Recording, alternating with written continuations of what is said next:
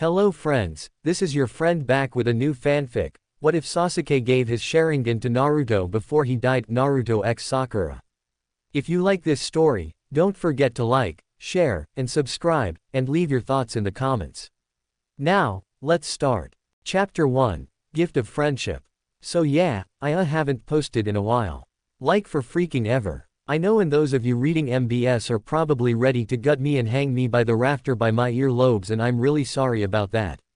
I just can't seem to get a flow going on the next chapter. I've started it like 5 times.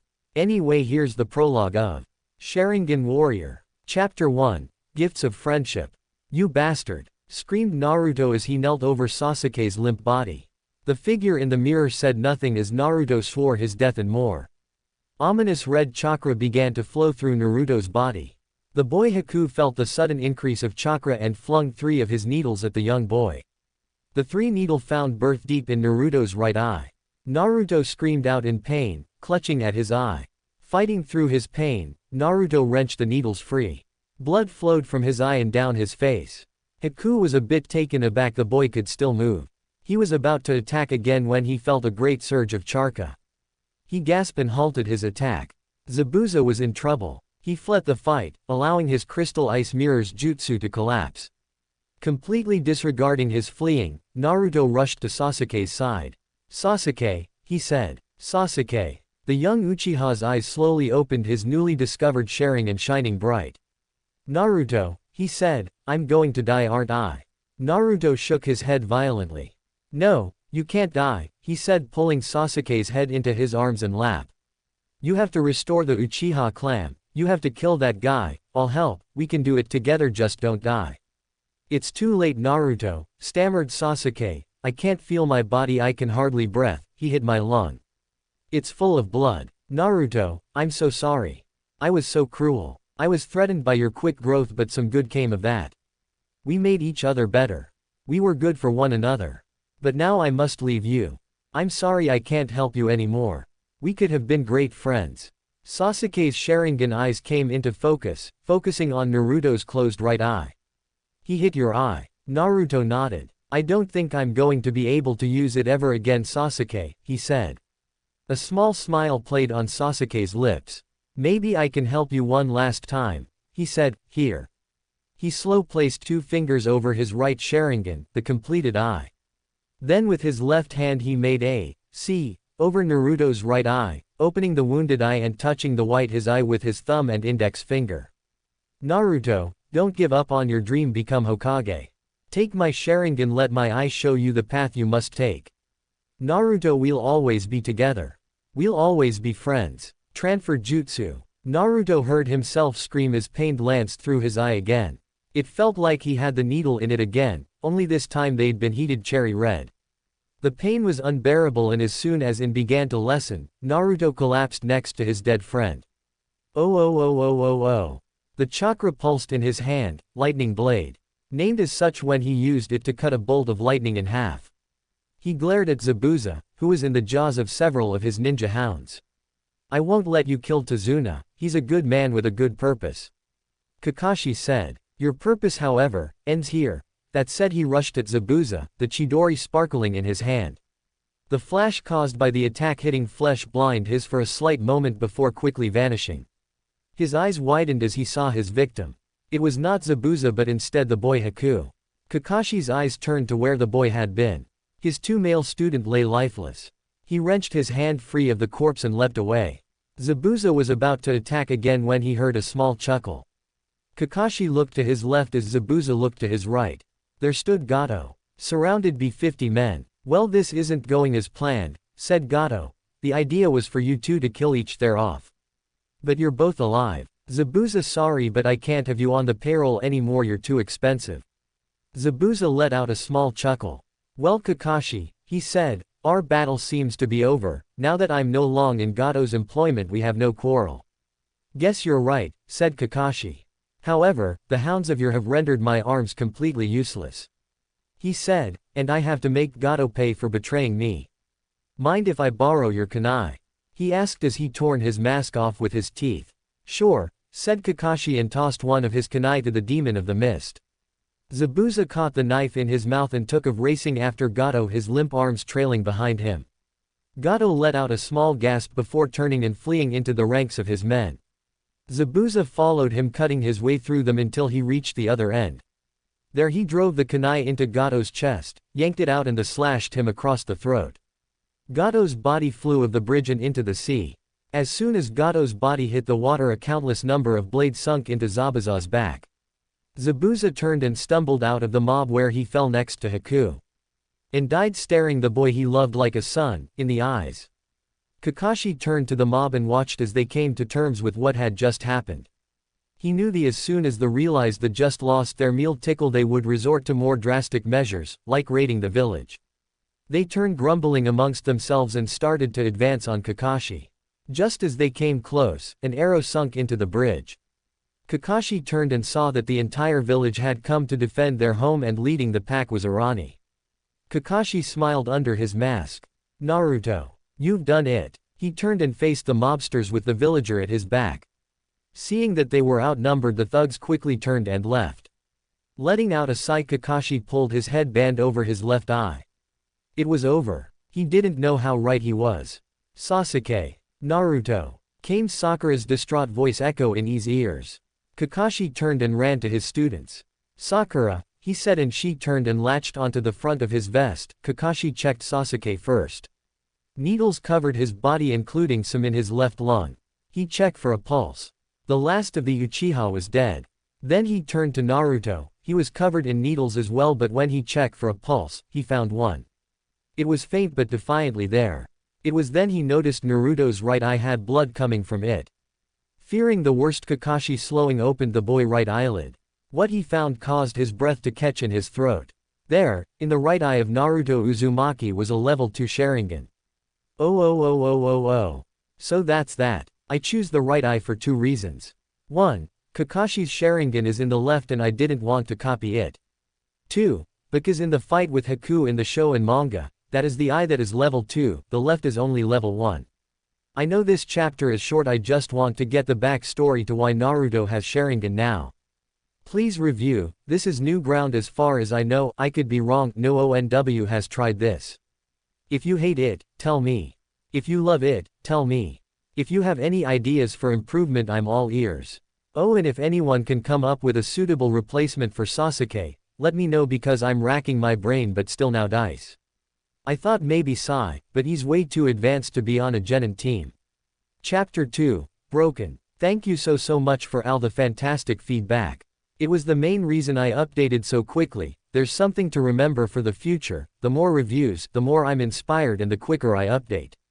Anyway, enough of the formalities, onto Sharingan Warrior. Chapter 2, Broken. Naruto sat with his knees drawn up to his chest as he stared at a small stone headstone. He'd been here every day since the day he got back from the Land of Waves a month and a half ago.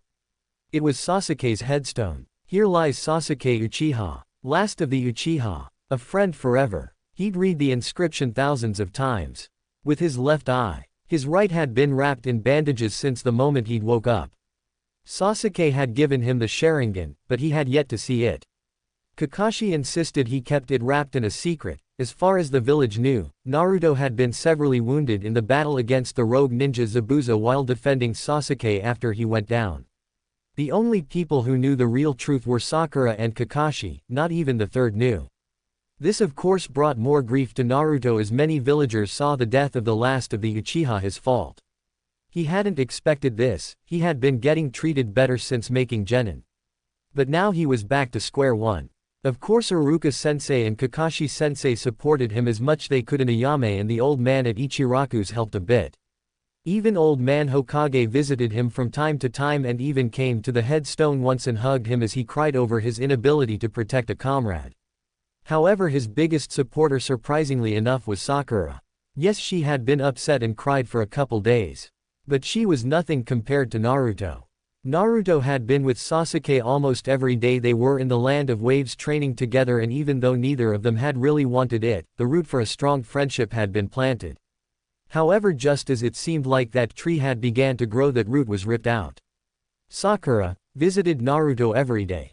She'd spend hours searching the village until she found him. Sometimes he would be in his apartment, which she now had a key for despite his protest, sometimes he'd been on top of the Hokage monument on the fourth's head, but most commonly he was here, at Sasuke's grave.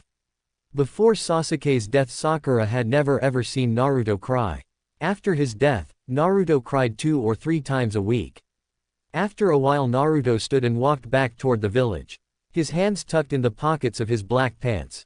After the funeral, Naruto had gotten rid of everything that reminded him of Sasuke. That included his orange jumpsuit, which Sasuke used to tease him about from time to time. Now he wore a simple pair of black pants, black thong-style sandals and a deep blood-red t-shirt. He wasn't wearing his headband, he hadn't wore it since he got back. He hadn't been a mission. He rubbed the bandage covering the right side of his face thinking back to when he'd woken up. Flashback. Naruto hurt all over as he slowly opened his eyes, well one eye really, his other eye was covered in thick bandages. He slowly sat up and reached for the bandages, intent on taking them off. "Don't," came a familiar baritone voice. He turned to see Kakashi sitting in a chair next to him reading his book. "Your eye hasn't completely taken root and won't for the next 2 weeks. Leave the bandages on." Naruto let out a sad sigh and dropped his hands in his lap. A sad look on his face. "Sasuke is dead," said Kakashi. "I know," said Naruto flatly, tears sprung up in his left eye. "I couldn't save him Kakashi-sensei, why couldn't I? I tried and tried. But everything I do I screw up. The graduation exam, your test that we only passed because of Sasuke, those stupid D ranks where I kept letting my pride get in the way and now, I've let Sasuke die." He sucked his knees to his chest, put his arms on his knees and cried. He couldn't remember how long it was for but, he knew it was a while. The whole time Kakashi stayed by him, knowing exactly what he was going through. Pride was the bane of many ninja, Kakashi included. Because of his foolishness and pride, Obito had died an unnecessary death. Now Naruto blamed himself for Sasuke's death.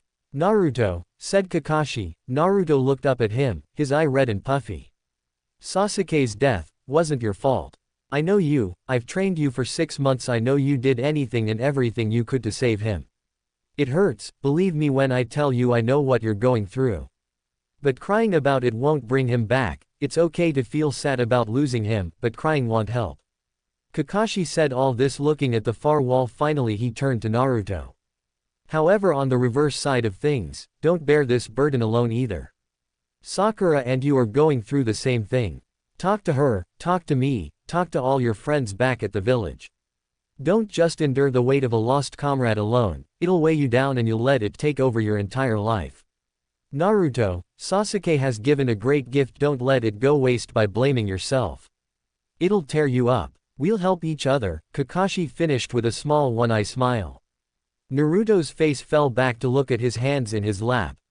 The door opened, causing Naruto to look up and see the last person in the world he'd wanted to face, Sakura Haruno.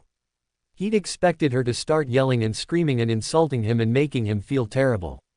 However, as soon as she saw the broken and defeated look in his eyes, she crumbled. "Oh Naruto," she whispered as she came to his bedside and knelt down on the floor and wrapped her arms around his neck. "You did your best, I know you did. I'm so sorry Sakura," Naruto choked out. "I'm so sorry." He cried into her shoulder as she gently stroked his back and whispered that it was going to be okay. Tears sprinkled at the edge of her eyes, but she forced them back. She'd cried over Sasuke's body for 3 hours, now she needed to be strong for Naruto. The 3 days Naruto had been out had given her a lot of time to think.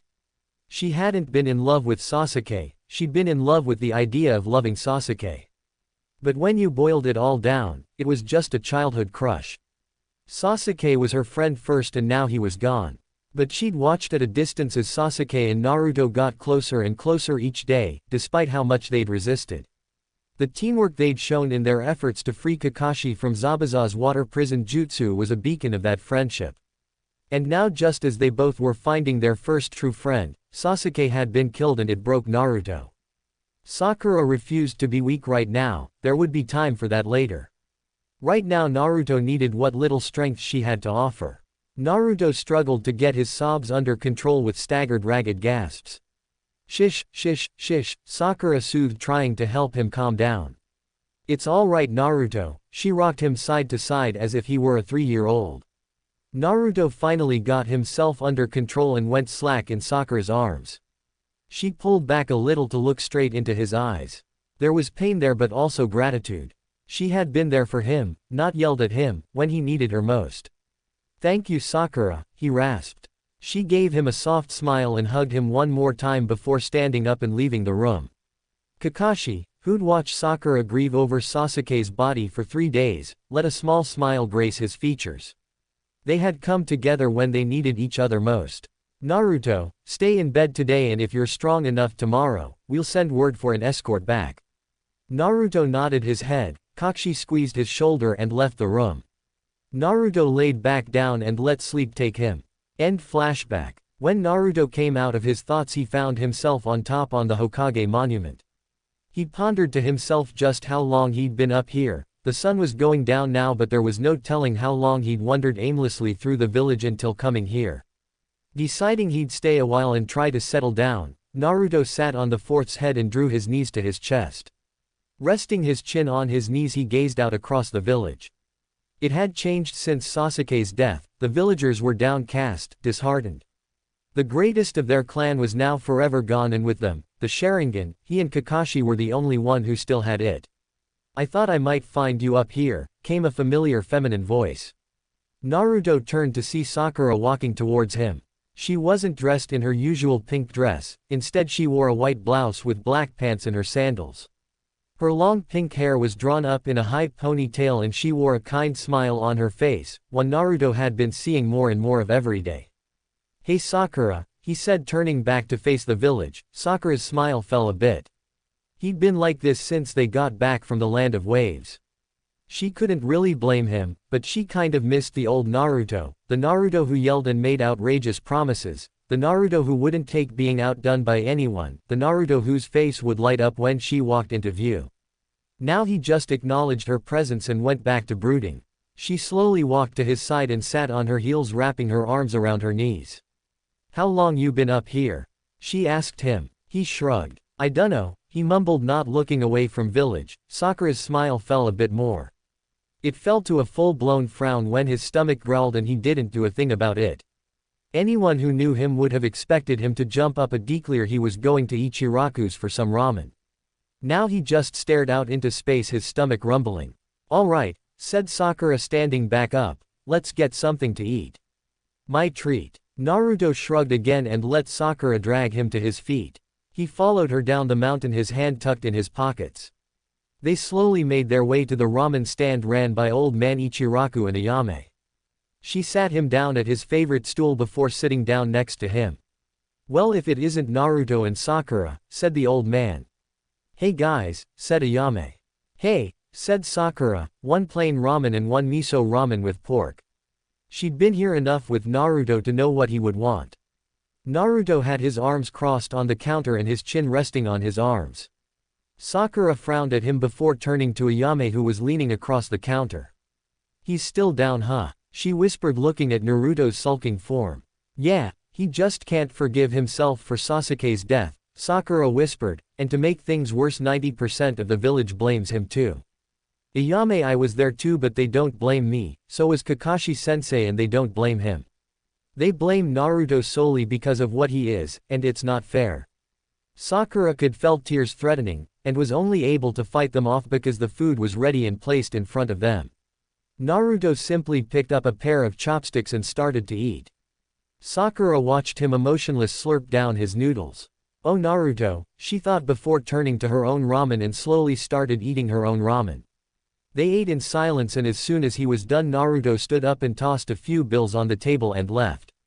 Sakura picked them up and put them in her back pocket with the intention of returning it to him later. Then she quickly finished her own ramen and reached her wallet. Tyuki shook his head. "It's on the house Sakura," he said, "you look after him, he needs you." Sakura smiled and nodded her head. Then she jumped down and ran after Naruto. When she caught up with him she laced an arm through his, an act that would have caused the boy to get very uncomfortable. Now he didn't even look at her. Trying to find a good conversation topic, Sakura looked up at the sky. It was late, the moon was high in the sky and the stars were out. "Hey," She said, I'll walk you home. The slightest nod of his head was her only answer. She tightened her grip on his arm and started leading him towards his apartment. Naruto didn't say anything for a long time. He was staring at the sky for a long time. She couldn't read his face, she used to be able to read him like a book. The new Naruto was so withdrawn and she didn't like it. Sakura, I'm alright, he said. They were at his apartment and she knew he was dismissing her. But she wasn't leaving him to brood, not this time. No, you're not Naruto, she said without a moment's hesitation. You sulk all the time, you let other people's words affect you like you never have before. Naruto, you've given up on your Nindo. Never give up and always keep your word, no matter what, you've lost sight of that. Naruto, that's okay, we all lose sight of things, but it's time you found it again. He stepped into his apartment in an attempt to escape her, but she stopped the door and perused him. She found him standing in his living room, shoulders shaking, he was crying. I couldn't save him, Sakura, it's my fault he's dead, he said, I should have done more, I just couldn't save him. He dropped to his knees burying his face in his hands. Sakura raced to his side taking him in her arms.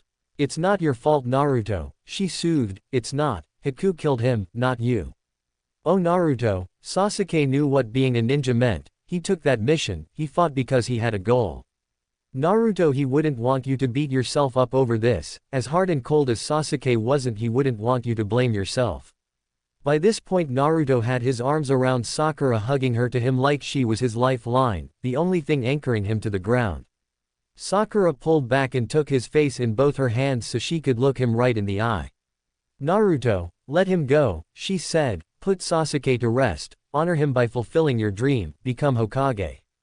Naruto's crying slowly reduced to sniffles then subsided altogether. Here, let's get you to bed, she helped him up and led him to his bedroom. Once they got there she sat him down on the bed and stood up. You get changed, I'm going to get you something to drink. She turned and left, headed for his small kitchen and went through his cupboards looking for a glass. Once she found one, she filled it with water from the tap and carefully carried it back to his room. She found Naruto laying on his bed in his boxers. Averting her eyes, Sakura pulled the covers over his body and got him to sit up and helped him drink half the glass and set the rest down on his bedside table. Get some sleep, Naruto, she said, I'll see you in the morning. Naruto sagged back down under the covers and rolled onto his side. Good night, Sakura, he said, a hint of the old Naruto in his voice. Sakura could help but smile. Good night, Naruto, she replied before leaving his room. Out in his front room Sakura located the clock. It read nearly midnight. She lived clear across the village. By the time she got back it would be 1 o'clock if not later. She stared at his couch for a minute before finally giving into her body's needs and collapsing into its welcoming embrace. Sleep took her quickly. Oh. Naruto woke the next morning with a raw throat and a sore face. He'd cried a lot last night and knew that without Sakura's help things could have gone very wrong. He climbed out of bed and located his pants after pulling them on. Naruto downed the rest of the water Sakura had left of his bedside table last night and left the room. He walked into the front room to find Sakura asleep on his couch. He smiled a small smile as he remembered her words from the night before. She'd saved him in ways she would never realize.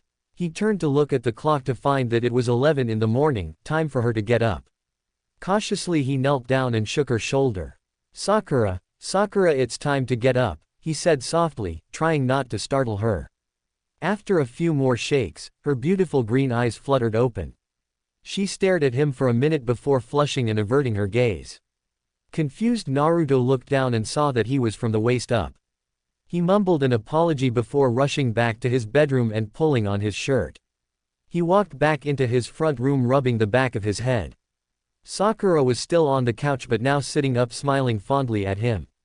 Hey, thanks for last night, he said.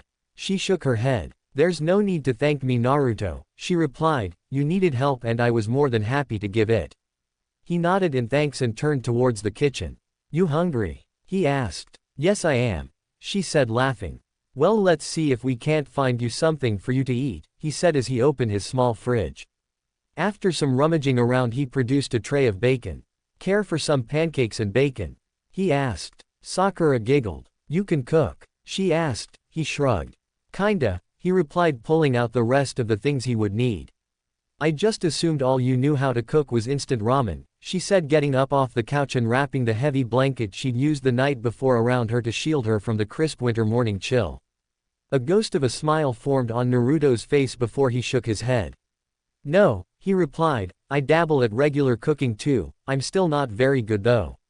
He began to mix the batter as he turned on the stove to cook the bacon. Sakura moved up beside him and took the bowl of batter away from him. Here, let me help, she said, and began mixing as Naruto placed 4 strips of the bacon in the pan. They worked in comfortable silence for a while before Sakura finally broke it with an unexpected question. Naruto, why do you keep the Sharingan covered? She asked, not looking up from the pan she was making pancakes in next to him.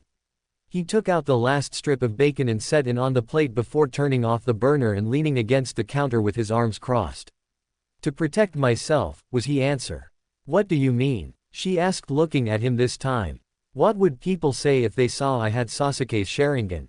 What would they do? She didn't need him to elaborate to know exactly what he meant. If people knew Naruto had the Sharingan, they would assume he'd taken it from Sasuke, not received it as a gift. They would call for punishment. It was better this way. Leaving the topic alone for now, Sakura finished the pancakes and took the platter to the table. Naruto joined her with the bacon and they ate in companionable silence. After finishing their meal, Naruto cleared the table and set them in the sink. I should probably get you home, he said. Sakura stopped dead. Home. She hadn't even considered how her parents would be reacting to waking up and finding out she never came back. And even worse, she'd stayed with Naruto, whom her father was less than fond of. She paled. Yeah, good idea, she said, quickly going to put on her sandals. Naruto followed, stepping into his own sandals. They left his house and started navigate through the busy street of the Leaf Village.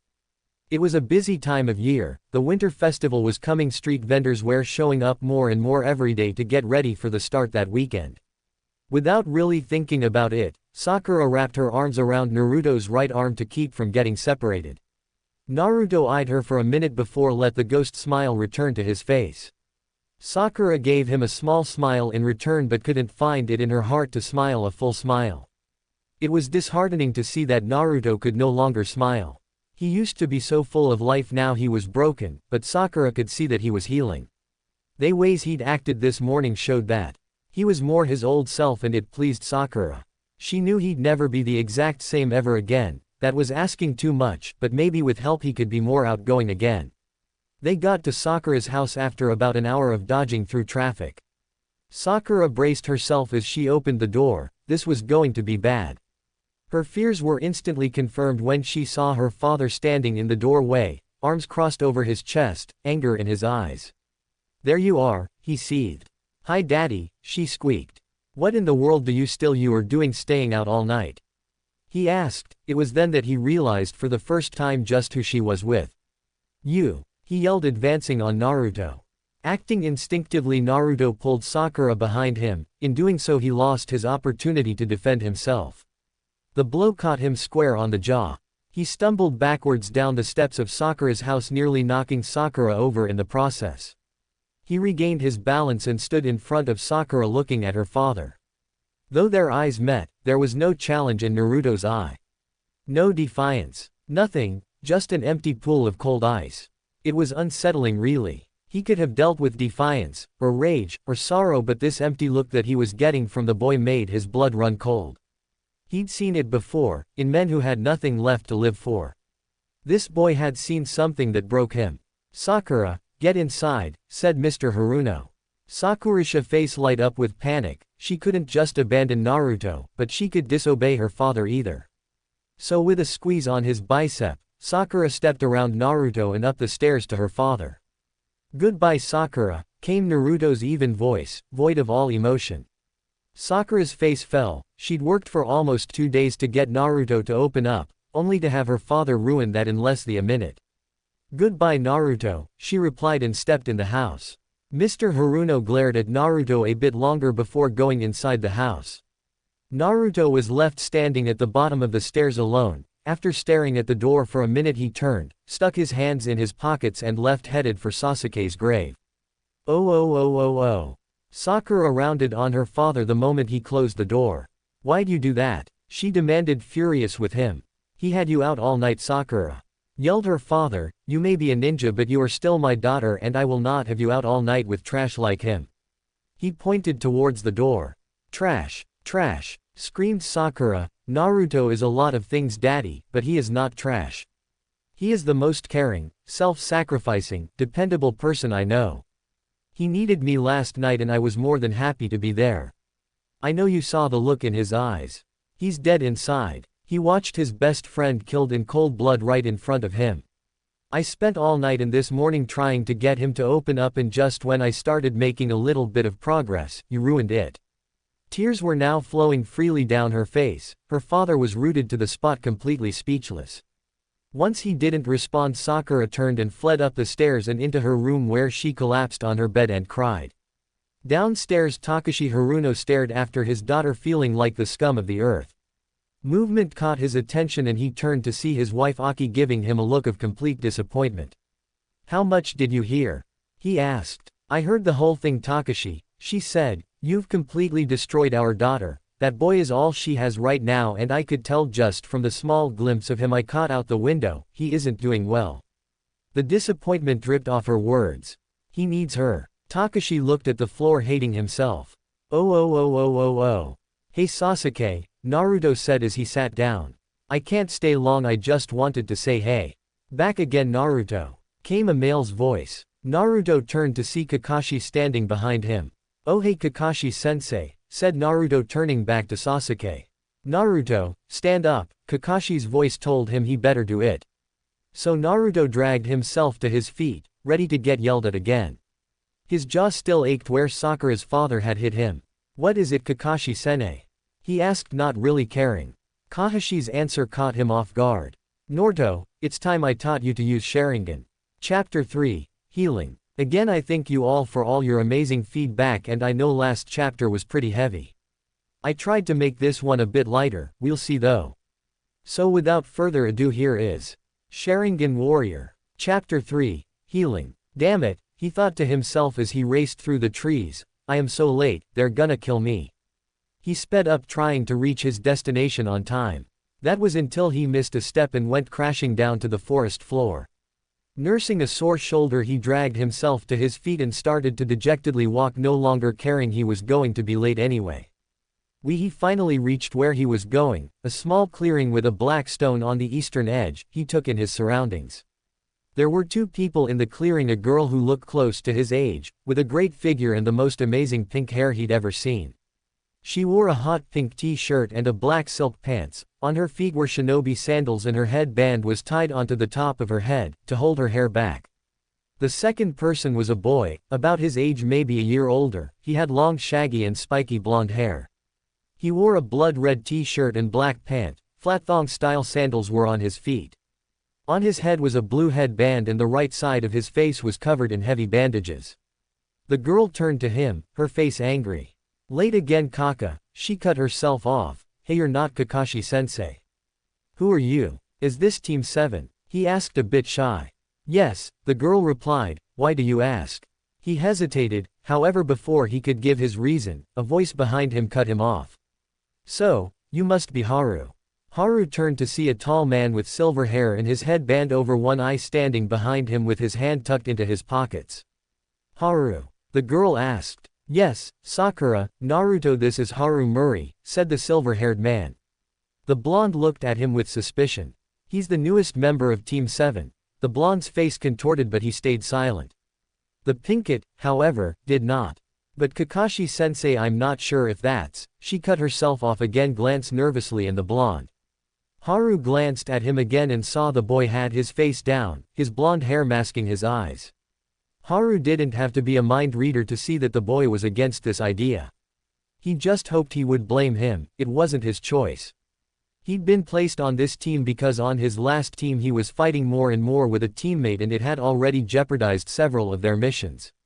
So to end the bickering, the squad had been broken up and Haru had been assigned to this team. He knew some of the history behind the infamous Team 7.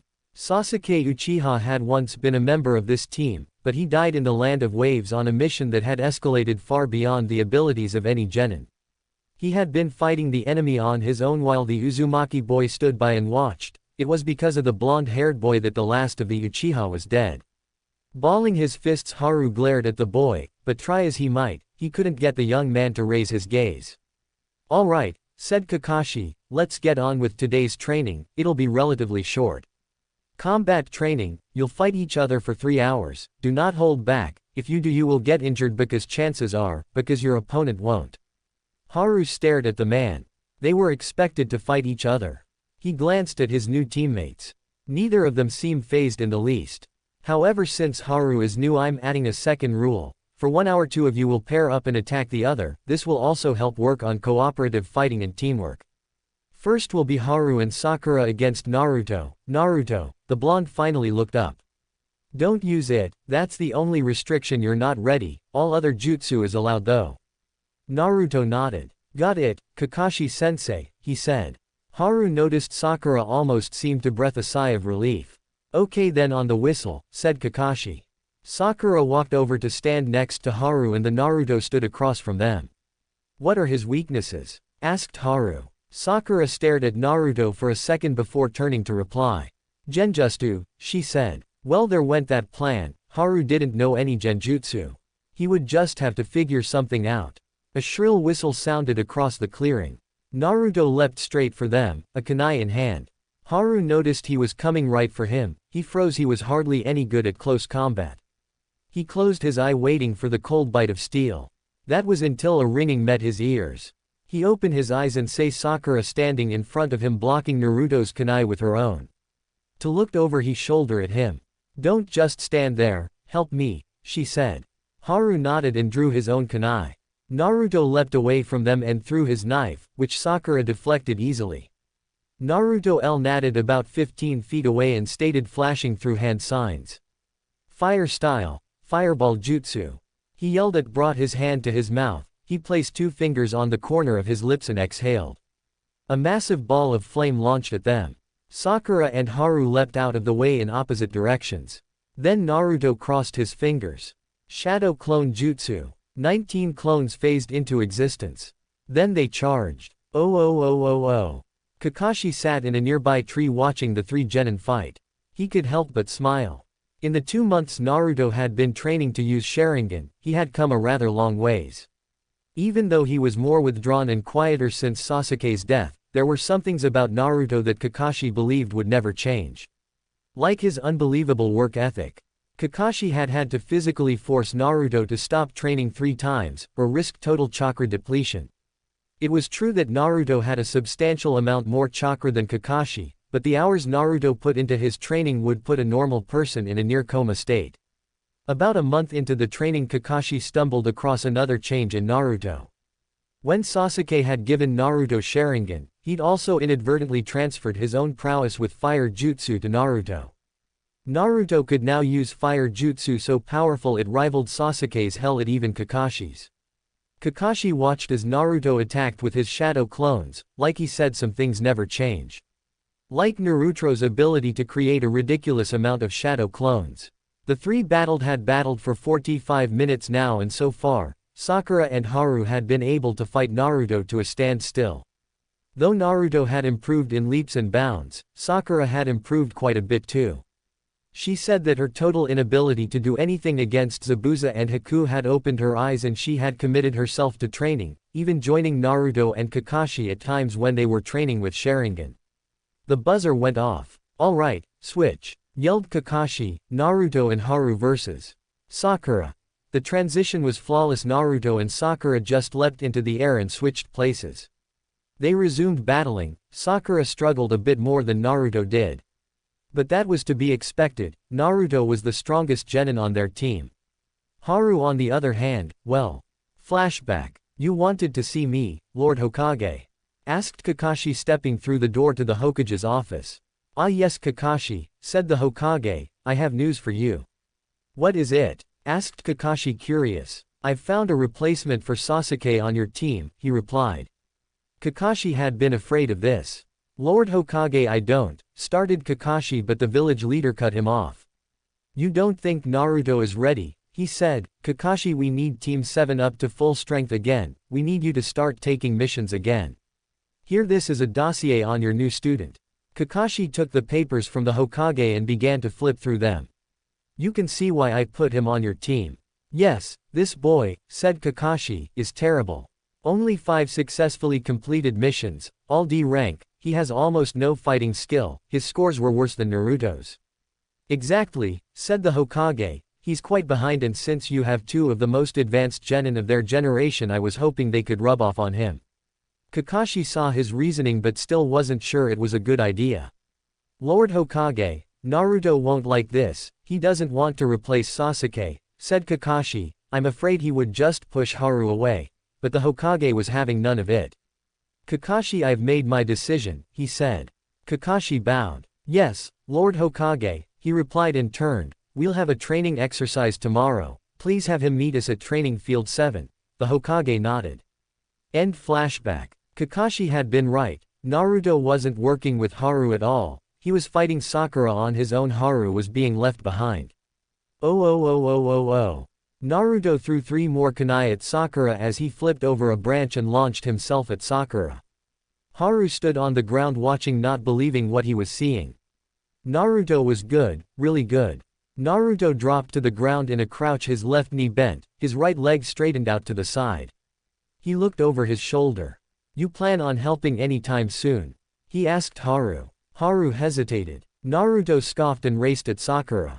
Why'd I even ask? He leapt at Sakura, aiming a kick at her head. She ducked it.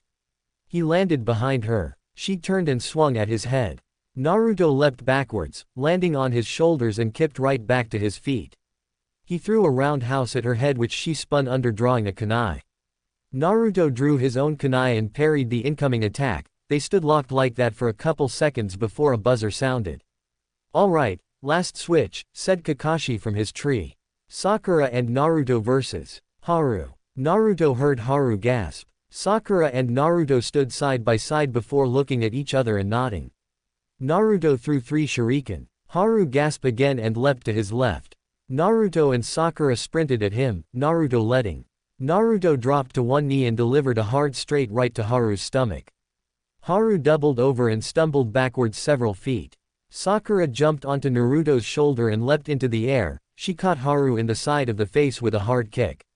Haru flew another several feet to his right and landed hard on his back.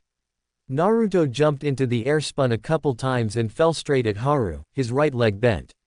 Haru rolled to his right and avoided the deadly knee which landed only a couple inches from his face. He leapt to his feet.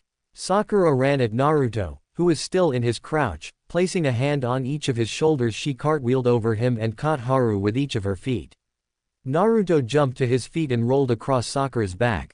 He brought a right punch down on the top of Haru's head, snapping the young boy's head down, then delivered a left uppercut directly into his face. Haru hit his back hard, his breath rushing from his lungs. He laid on his back looking up at Naruto and Sakura who were standing over him. Neither breathing really hard. That's enough, came Kakashi's voice, we're done for the day, meet at the bridge tomorrow, we have a mission. Naruto didn't say anything as he turned and started to leave. Sakura gave Haru a glance before turning and leaving as well. It didn't go unnoticed by either Kakashi or Haru that neither offered to help him up.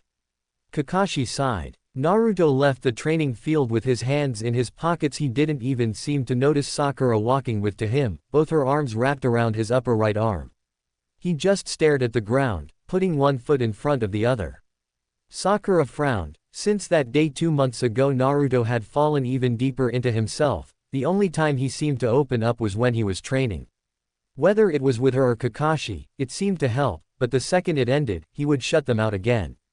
She knew where he was going without him even telling her. Hey Naruto, she said, once you get done visiting him, come find me. I'll be in the town market, okay? He nodded and continued on his way. Sakura gave him a squeeze on the arm and left him. Naruto kept walking, letting his feet guide him. His mind traveled to the boy they'd trained with. What right did he have to replace Sasuke? He was terrible. Sasuke was 100 times better. He and Sakura hadn't even been going all that hard, but almost everything they threw at him found its mark. Did Kakashi really think they could go on a mission with him? He reminded him of himself, his old pathetic self who hadn't been able to protect Sasuke. It made him so angry. He looked around and realized he was standing at Sasuke's headstone. Hey man, he said, squatting down and brushing off the few leaves that covered it. Sorry I'm late, I had to train with Kakashi-sensei and Sakura. You always talk to yourself? Asked a voice behind him.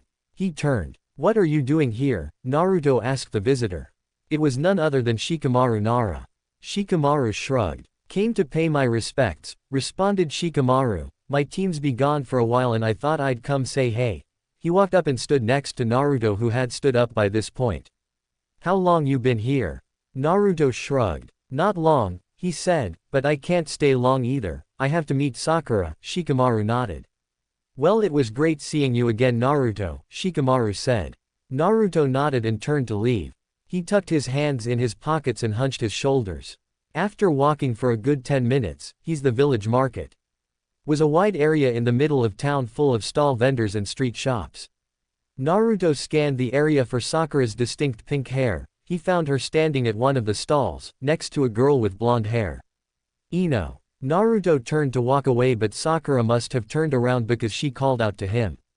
Naruto, there you are, she called. He turned to see her racing towards him. Ino held back her mouth a firm line. Naruto knew what was going on. In the past 4 months he'd been back, Ino had tried extremely hard not to listen to the rumors that said Naruto had let Sasuke die. She tried so hard not to blame him. She slowly walked over to Sakura and Naruto. Hey Sakura, I'll see you later, okay? She said, and without looking at him she added, nice seeing you Naruto. And like that she was gone. Sakura let out a small sigh as she wrapped her arms around Naruto's. She did it quite often now, neither really knew why, but it was comfortable. Sakura figured she did it to protect Naruto, give him something else to focus on than the harsh words and cruel whispers that always surrounded him every time he went out. They walked through the market for a while, Sakura stopping occasionally to look at something at a stall or admire an item at a street shop. Naruto never said anything, he just walked with her, stood by her and watched over her. A silent escort. As the night wound down, Naruto decided it was probably time he got her home. She agreed and together they walked to her house. It was a good 30-minute walk. As they walked, Sakura couldn't help but look up at Naruto's calm, stoic face. He was actually quite handsome, and Sakura knew that if she hadn't been so obsessed over Sasuke when he was alive, she probably would have been quite attracted to Naruto while they were in the academy. Though part of her was glad she wasn't back then, because she knew if she had had a silly school girl with a crush like she had been with Sasuke, she wouldn't have been able to put her ridiculous behavior aside and help him like she was now. Smiling to herself, she looked back down at the ground, slightly tightening her grip. Naruto glanced at her from the corner of his eye before turning his gaze back forwards. In time they reached her house. Naruto walked her up the stairs and stood at the doorway as she reached for the doorknob. But just before she could grab it, the door opened and none other than Takashi Haruno stood there waiting. Naruto went a couple of steps down, not want to get into a confrontation with since his last one, he'd been able to avoid the man, but now they were standing face to face. Naruto, he said. All Naruto could do was just blink. The man had never used his name, no one really did. Takashi looked at the sky. It's kinda cold tonight, care for a cup of tea before you head home? Naruto and Sakura both looked at Mr. Haruno like he'd gone crazy. Come on in, the man said and disappeared inside the house. Naruto and Sakura shared a confused look but went inside anyway. They found Takashi and Aki in the kitchen talking in low whispers, however as soon as they say them enter, the husband and wife fell silent. Takashi turned to the stove where he was heating up water, while Aki turned to Naruto. Why don't you come sit down Naruto? She asked with a kind smile in her face. Naruto let her lead him to the couch in the living room while Sakura stayed in the kitchen with her dad. Okay daddy, she said, what's going on? Takashi looked confused. What do you mean Sakura? He asked in return. The last time you saw Naruto you punched him in the face, she said, her hands on her hips, now you're inviting him in for tea. Sakura, her dad said, not looking up. You don't know this but I've been watching him for a while, I hurt him and I feel terrible for it. I'm trying to make amends for what I did. Sakura was silent for a long time. You promise daddy? She asked, because Naruto doesn't need people messing with him right now, he's bad enough as it is. I promise Sakura, he replied, a bit taken aback at how protective his daughter was of the boy. Sakura seemed to accept that and moved to help him finish with the tea. Once they had 4 steaming cups of tea, they left the kitchen and went into the living room where Sakura found a very uncomfortable Naruto sitting on the couch playing with the hem of his t-shirt, a nervous habit of his. She handed him his tea and sat down close next to him, their hips almost touching. "So Naruto, I meant to ask you, why do you wear those bandages?" asked Takashi, genuinely curious. All the Harunos saw the boy stiffen. "I'm sorry, I didn't mean to make you uncomfortable." Naruto shook his head. "It's all right," he said, but didn't provide an answer. The 4 drank their tea in relative silence. Naruto would shift every now and then, trying his best not to be rude, but he couldn't help but feel like he was being examined by Sakura's father. He would take nervous glances at Sakura, but she would just smile at him. After they finished their tea, Naruto stood up to take his leave. Quietly thanking them for the tea, he made his way for the door, stepping into his sandals. Sakura walked with him, and as he opened the door she put a hand on his shoulder to get his attention. He turned to look at her. She was smiling, a small smile, but a genuine smile. Then she stood on her toes and gave him a small kiss on the cheek. A small smile ghosted his own mouth, and her turned and left the house. Oh oh oh oh oh oh. Naruto leaned against the railing of the bridge, his arms and ankles crossed. Sakura was next to him, sitting on the railing looking at the water. Their newest member Haru was across from them, cross-legged on the bridge. "Is Kakashi-sensei always this late?" he asked. "Yeah, pretty much," said Sakura, not looking from the water. Naruto nodded in agreement, not looking at him. Haru let out a sigh, looking back down at his lap. He'd been trying all morning to connect with his team. The beating he'd took the day before showed just how far behind he really was. They had worked completely together, all without saying a single word to one another. He sighed again. Naruto was watching Haru from under his bangs. He watched as he took out a kunai and a whetstone and started to sharpen it. He snatched his hand back and stuck his thumb in his mouth. He'd cut himself. The boy was terrible. When he had first arrived today, Naruto had had every intention of telling him he wasn't wanted and to go away. But something had held him back. He had been the same way once. Flashback. "But there are 3 of us, that's what you said," yelled Naruto from where he was tied to a post. "We're all on this squad and we're all in it together," said Sasuke, his look of defiance ever present. End flashback. A small smile played on his lips. "Dead for half a year," thought Naruto, "and still showing me up." Naruto had been tied to a post and his team had been told not to feed him. Yet Sasuke knew they would need to work as a team, and if Naruto was hungry it would hurt the team. The same was true here. Haru was weak and behind, that hurt the team. He had to do something. He straightened and walked over to the boy and knelt down in front of him. Haru looked at him curiously. Naruto picked up his abandoned kunai and whetstone. "Here," he said, "when you're sharpening a kunai, hold the whetstone like this." He showed him the proper grip, that way you don't have to worry about cutting yourself. Haru stared at him. "Don't look at me, try it." Haru took the kunai and whetstone from Naruto and gripped it that he had showed him and started to sharpen the blade. He smiled as he continued. Sakura couldn't help but smile as she watched over her shoulder. Naruto was opening up. It was so nice to see him open up to someone besides her. Last night she'd laid on her bed for hours thinking about the small kiss she had given him. It had taken a lot of courage on her part, but that small gesture of the caring she had for him had seemed to help him a little bit.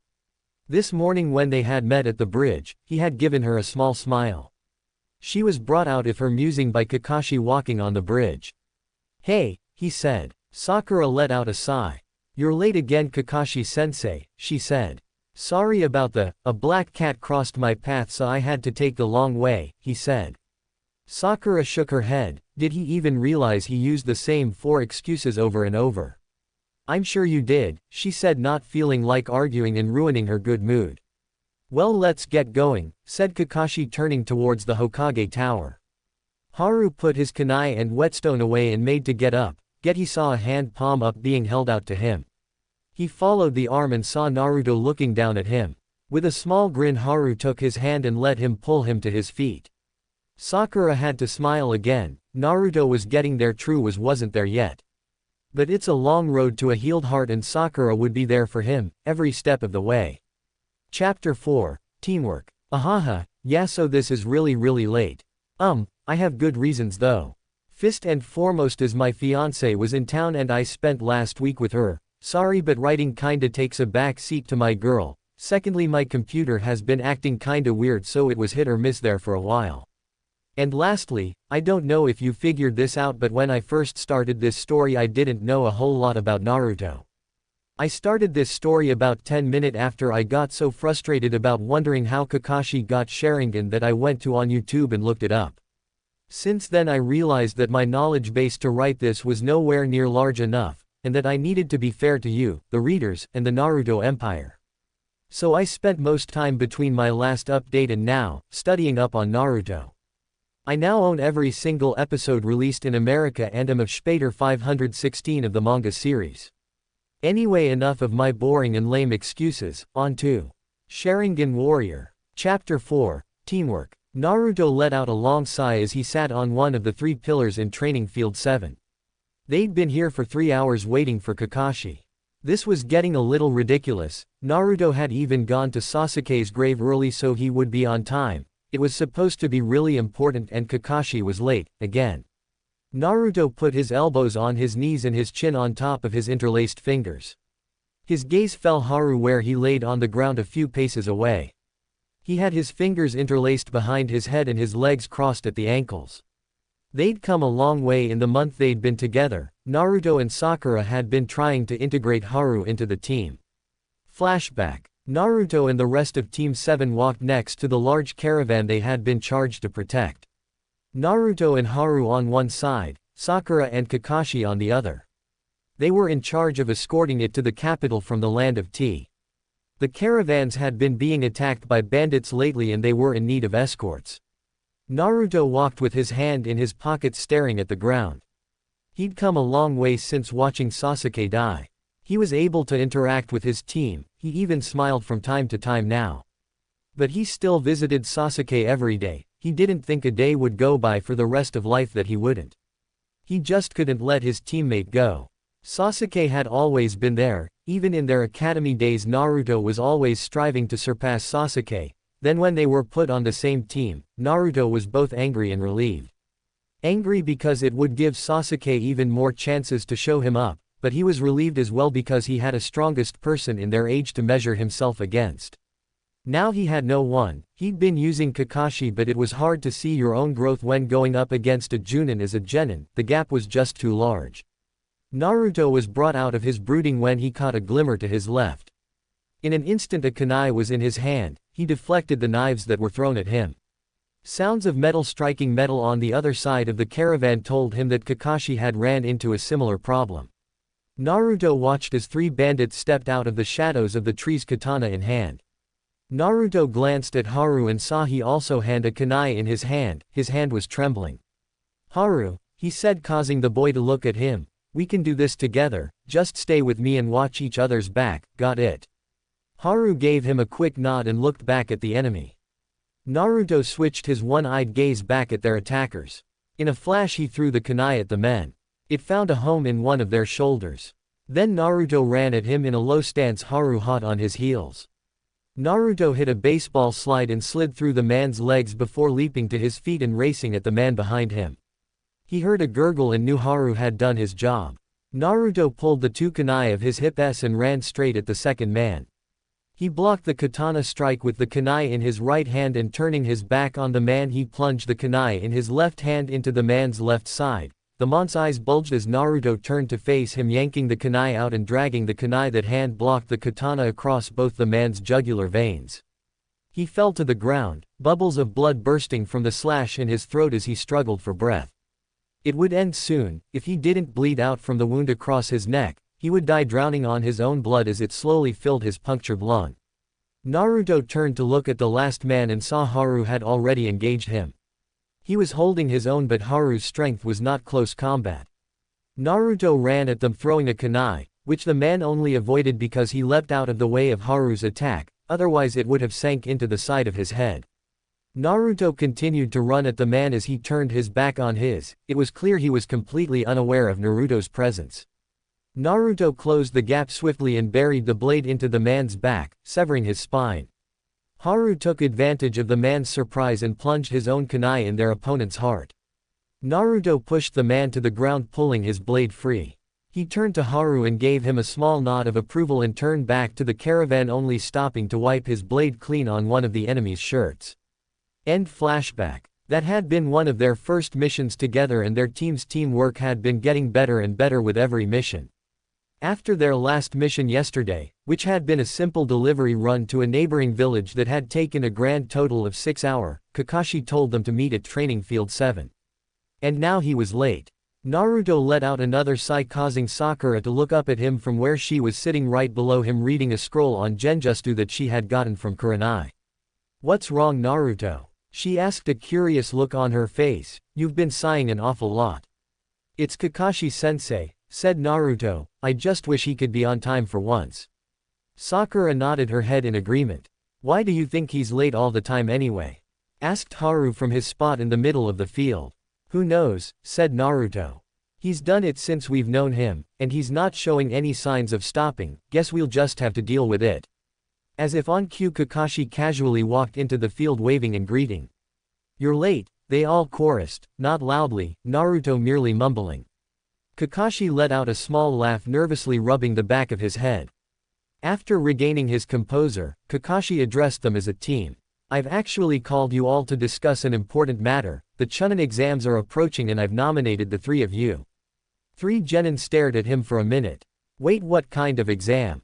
asked Haru, knowing if he had to fight, he would be hard-pressed to win. "I'm not allowed to disclose the details," said Kakashi. Then he took out 3 sheets of paper and handed them to his students. "These are the applications, file them out and meet at the academy tomorrow if you wish to participate." With that he left the 3 young ninja. Naruto stared at the paper for a minute before jumping to the ground. He was entering, it would be a good opportunity for him to test his skills. He walked out of the clearing, heading for the main square of the village, his teammate flanking him. As they walked, they stumbled across a male-female pair of ninja they didn't recognize. The male was in a black jumpsuit wearing a ridiculous cat-eared hood, makeup, and had something wrapped in bandages on his back. The female wore a simple dress with a large battle fan strapped to her back. The male had a child by the collar, holding the boy off the ground. Naruto recognized the boy, Konohamaru. The look on the mystery ninja's face did spell good news for Konohamaru. Naruto decided it would be best to intervene. "Put him down," he said, not drawing his hands out of his pockets. "What?" said the ninja. "You got a problem too, punk." "I do," said Naruto. "I have a problem with you harassing the people of my village." He glanced at the boy's forehead. "Sand ninja. You are clearly here to take part in the up-and-coming Chunin exams. It would be a shame if I had to have you expelled from the village for disturbing the peace." "Kankuro," said dark voice from somewhere to Naruto's right. "Put him down, you're embarrassing yourself in our village." A young man stood in the underside of a tree branch, his arms crossed and a large gourd on his back. The boy in black seemed to get scared suddenly and dropped Konohamaru. "Sure, Gaara," he stuttered. The boy Gaara turned to Naruto. "I apologize for his behavior," he said in a monotone voice. Naruto shook his head. "It's all right, no harm was done." Having said that, Naruto, Sakura, Haru and Konohamaru all left the sand ninja to themselves. As they walked, Naruto thought about the boy named Gaara. There was something about him, something strangely familiar. Deciding that he was reading too much into it, Naruto decided to just banish the thought. He had an exam to focus on and he couldn't afford distractions right now. Oh. Naruto stood outside the academy, his hands in his pockets. He had arrived 30 minutes early to ensure he wouldn't miss his chance. After waiting about 10 minutes, the rest of his team showed up. They handed the applications to the 2 Chunin sitting at a booth outside. "Head upstairs, 3rd floor, room 305, one of them said. Naruto nodded, and then with his team flanking him on either side, he entered the academy. He walked up the stairs and to the 3rd floor, where he found and entered room 305. The room was packed, and in the front stood the rest of the rookie 9. Naruto walked over and stood next to them, his hands still deep in his pockets. "Hey Naruto," said Choji as he approached. Naruto inclined his head in greeting and stared out amongst the rest of the ninja. There were genin from all over the land, grass, sand, rain. There were even 3 ninja with music notes on their headbands. Naruto locked eyes with one of them, a man who had most of his face covered in bandages. They stared at each other for a minute. Sakura glanced nervously at Naruto and then looked at Haru, who was watching Naruto. Then surprisingly, the man with the music note on his forehead broke the eye contact. A ghost of a smile crossed Naruto's face as he glanced at the rest of the rookies. Some of them were looking at him with stunned looks. Naruto gave them questioning looks before turning to look at the examiner that just entered the room. "All right, you scum," said Ibiki, "everyone take a number from the box the examiner is passing around, then take your assigned seating." Naruto drew number 19D. He walked up to row 19 and sat in the 4th seat. To his left was a grass ninja and to his right was Hinata. They passed out the tests. "You have 1 hour," said the examiner, "no cheating, if you are caught 3 times your entire team will fail. Begin." Naruto flipped over his paper and saw a 9-question test. The 10th question will be given with 10 minutes left. Naruto stared at it for a minute. "Great, all the skills I've picked up and I still suck at taking tests," he thought. He sat in his chair trying to think of a way to figure this out. There was no way he could answer any of the questions, they were just way over his head. He was gonna have to cheat, but how? Flashback. Kakashi and Zabuza stood on the water, eyeing each other. Both men stared, flashing through hand signs, Kakashi copying Zabuza flawlessly. They both used the water-style jutsu, throwing Naruto around. Then Zabuza stared, making random movements. Kakashi moved flawlessly with him, mimicking every movement the demon of the mist made. End flashback. 10 months ago Naruto would have slapped himself in the forehead. Now he was more reserved. He started subtlety scanning the room for potential candidates. Through a sheer stroke of luck, the man right in front of him was writing like a man possessed. Pretending to scratch the right side of his face, Naruto slightly pulled down the bandage over his right eye. He had been training for the last 6 months with Kakashi in using Sharingan. It was time to put that training to at least some use.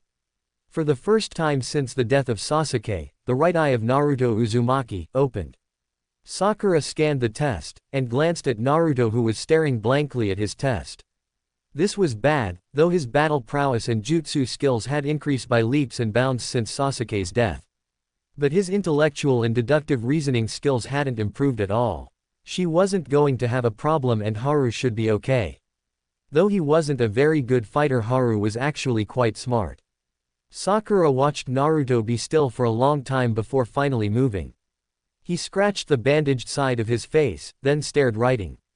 Her fears laid to rest for the time being, Sakura turned to her own test. "I hit a gold mine with this guy," thought Naruto as he copied the answer for the 5th question. In a matter of 20 minutes Naruto had the entire test filled out and finished. They had 5 minutes until the 10th question was released. Naruto pulled the bandage back over the Sharingan to conserve his chakra and sat back in his seat with his arms crossed. People around him were starting to finish. As he glanced around, he realized that there was a significant fewer number of people. He'd been so focused on copying the man's movements he hadn't noticed people being removed. "All right, listen up," said the proctor. "It's time for the 10th question." Naruto looked up at the proctor, trying to read him. He hadn't been able to for the entire exam. It was starting to wear on his nerves.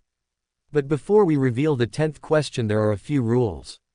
Rule number 1, each of you will have the choice whether or not to take the final question. There was a collective gasp from the students. However, should you choose not to take it, you will get a 0 on the test and automatically fail, and in extension, your entire team will. Rule 2, if you do decide to take the final question and do not answer correctly, you will be barred from taking the Chunin exams ever again. Gasp wasn't the correct word this time. It was more like a scream of terror. Naruto watched as student after student raised their hands, backing out. Naruto glanced at Haru, who was shaking, nervous as hell. Naruto closed his eye. "Go ahead, Haru," he thought. "Raise your hand." Haru's hand twitched, but he kept his arm down. "All right then, here we go." The proctor glanced over the class one more time. "All right then, if that's everyone, I only have one thing left to say." He paused as he glanced around. Naruto's right hand twitched, ready to pull the bandage from his eye. "Congratulations on passing the first exam." Naruto almost fell out of his chair. The guy next to him actually did. "Hold on," yelled Sakura, jumping to her feet. "What do you mean? Where's the 10th question?" "There is no 10th question, not a written one at least," he smiled. "In fact, your answer to stay was the correct answer." Naruto crossed his arms and slumped in his seat. Unbelievable, he said, smirking and shaking his head. Then what was the point of the other 9 questions? Demanded a blonde-haired girl wearing a sand headband around her neck. Were they completely pointless? Not all, said Ibiki. In truth, they served a very important task. They were to test your ability to gather intel under the most dire of circumstances. Naruto could only shake his head. As I'm sure you realize, the questions were far too advanced for any genin to answer. The test was designed to encourage cheating. In fact, it practically demanded it. However, you had to have someone to copy off of. So I had 2 chunin who already knew the answers sit in with you. Naruto watched as the boy he'd been copying raised his hand. Okay, but what was the point of the 10th question? Asked the blonde girl. The 10th question was the whole point of the exam. You had 2 choices, neither one very pleasant. You could either choose not to take it and whole team would fail, or you could take it or run the risk of losing your chance to ever be chunin. It was a no-win situation. But with your choices to take it, you have shown your ability to put the mission before yourself. The first exam is over. See through deception, said Naruto, shaking his head. Then the widow to his left shattered. A sort of ball flew in through the window. 2 kunai with ropes tied to them embedded themselves in the ceiling. A woman with purple hair and a tan coat stood in front of the newly erected curtain. All right, boys and girls, you ready for the second test? She yelled. Good. Then follow me. No one moved. Okay, stuttered Naruto with a raised eyebrow. You're early, came Ibiki's voice from behind the curtain. Again, she faltered. Then Ibiki stepped around the curtain and the 2 shared word in whispers that Naruto didn't catch. All right, meet me tomorrow at the 44th Battle Training Zone at 8 o'clock tomorrow morning, the woman said. Dismissed. Naruto stood up from his seat and exited the room, his hands tucked in his pockets. He walked down to the ground floor and exited the building, headed for home. His teammates soon joined him. Hey Naruto, said Haru walking up on his right, how many questions did you answer? I could only get 5. Naruto smiled. I got them all, said Naruto. Sakura gave him a weird look before a look of understanding crossed her face. Gave her a faint smile before looking forward again and continuing on his journey home. I'll see you guys tomorrow, said Haru and leapt off. Would you like me to walk you home? Asked Naruto looking back at Sakura. Sakura shook her head. Actually, I'd visit with you for a while, she said. My parents are out of the village on business and won't be returning for a week. Naruto nodded his head and turned toward his house. They reached his house in short time and soon found themselves sitting on his couch.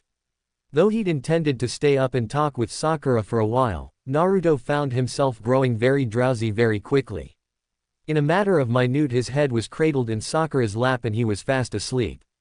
The next morning Naruto woke on his couch, a petite form curled against him. He lifted himself up a bit and looked around. His clock read 6 o'clock. They had an hour and a half to get the 44th battle training ground. He gently shook Sakura awake and watched as her beautiful green eyes fluttered open. Sakura, we gotta get up, he said. She stretched her whole body against him. He felt his face heat up slightly. After she got off the couch, Naruto sat up and put his face in his hands, rubbing it vigorously, trying to wake up. Then he stood up and followed her out of the house. They ran to the training ground and made it with a half-hour to spare. Haru was already there waiting for them. About time you 2 decide to show up, he said, giving them a smirk. Yeah, sorry about that, said Sakura, rubbing the back of her head. Kinda overslept. Haru gave them a knowing look before turning to face the forest. So this is where we're taking the next exam, he said, looking up at the looming trees. Should be pretty interesting. Naruto followed his gaze into the trees. They looked ominous and he couldn't help but agree. It did look like it was going to be interesting. Movement to his right caught his attention and he turned to see Shikamaru and his team approaching them, followed by the other 3 rookies.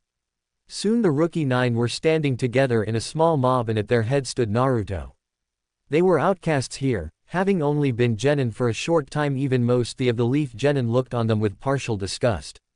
The only ones who weren't were 3 in the far back. 2 boys and a girl. Team Guy, led by the child prodigy Neji Hyuga. Naruto turned to face his own team and the rest of the 9, forming a small circle. So looks like we're all still in it, said Kiba, glancing around. Yup, said Choji, smiling. What do you suppose the next task will be? Asked Hinata's shy voice. None of the others got a chance to answer because at that very moment the second exam proctor showed up.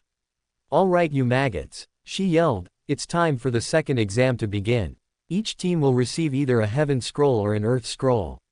The objective is to enter the training ground, and make your way to the tower located in the middle.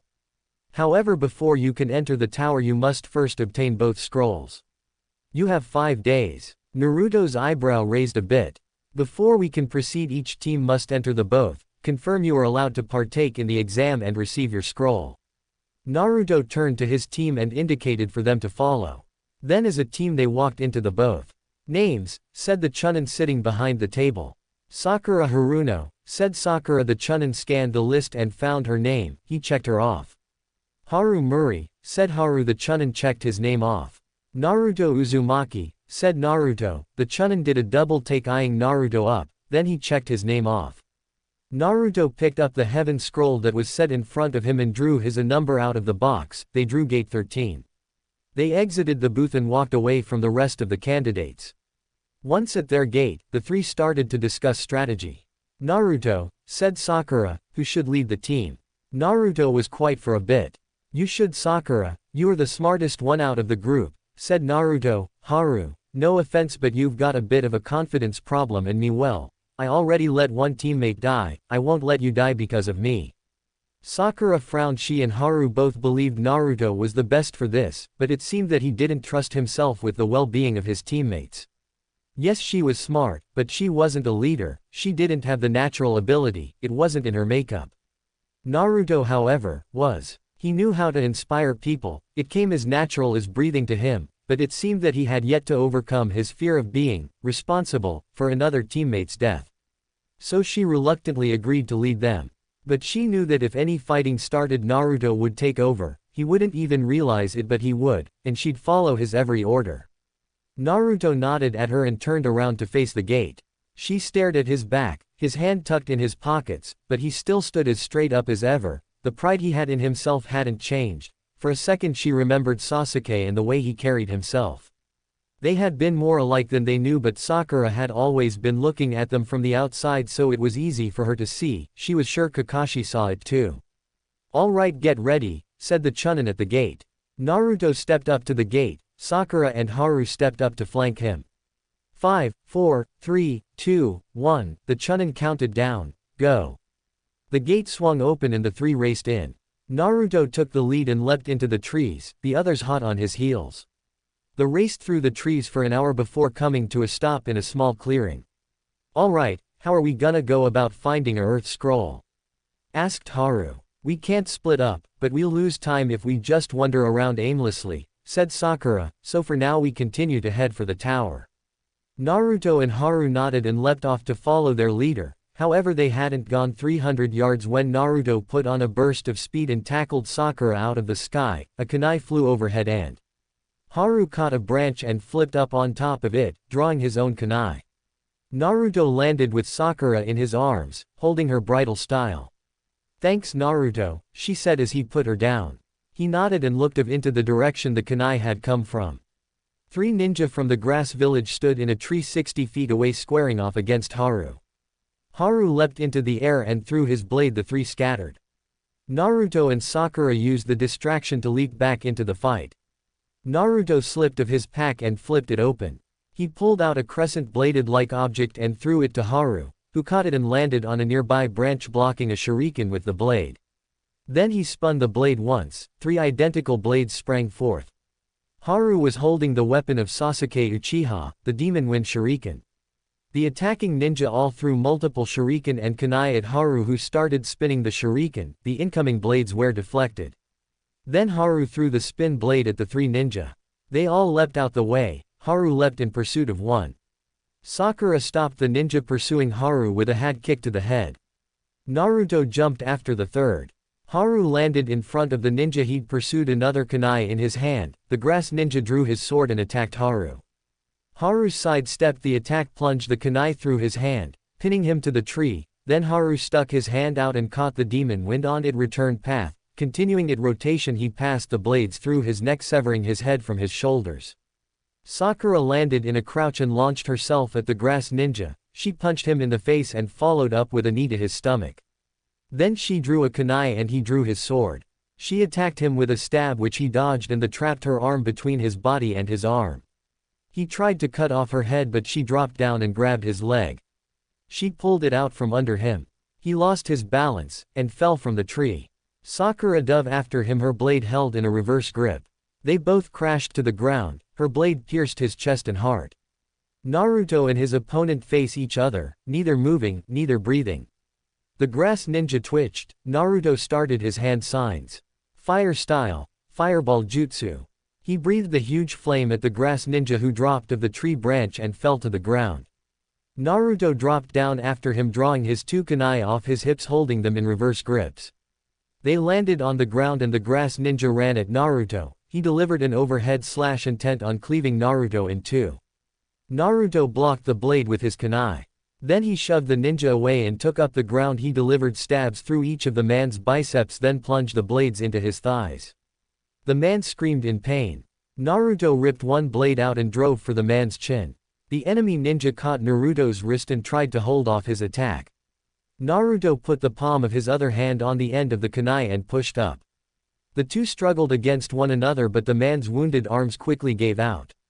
Naruto drove the kunai through the man's bottom jaw and into the roof of his mouth, and then the blade pierced his brain. The man suffered the most unbearable pain known to possible, then he died.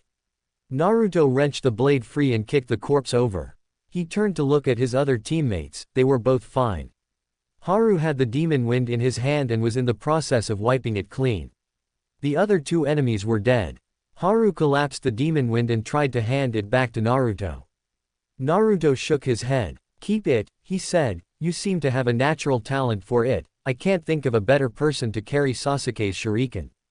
Haru and Sakura shared a look of amazement. Naruto was parting with something of Sasuke's. Not many people knew it, but Naruto had the headband he'd gotten from Iruka in a drawer at home. Since his death, Naruto had been wearing Sasuke's headband, as a tribute to his dead friend. Now he was giving Haru the demon wind, the weapon Sasuke had used to fight the rogue ninja, Zabuza. "Come on," he said, "let's search them for the scroll." They searched the bodies for a couple minutes before Haru found it on the man he'd killed. "It's a heaven scroll," he said. He tossed it into the bushes. Naruto and Sakura converged on him. "It's getting late," said Sakura, "let's find somewhere to campo for the night." The other two nodded and they began to search. After looking for half an hour they found a deep cave that had a natural bend in it, which meant they could make a fire. Heartened a bit, they head inside and started to erect a camp. Sakura set up the tent, while Haru and Naruto collected firewood. In no time at all they had a small fire going, and were eating some rations that Haru had had.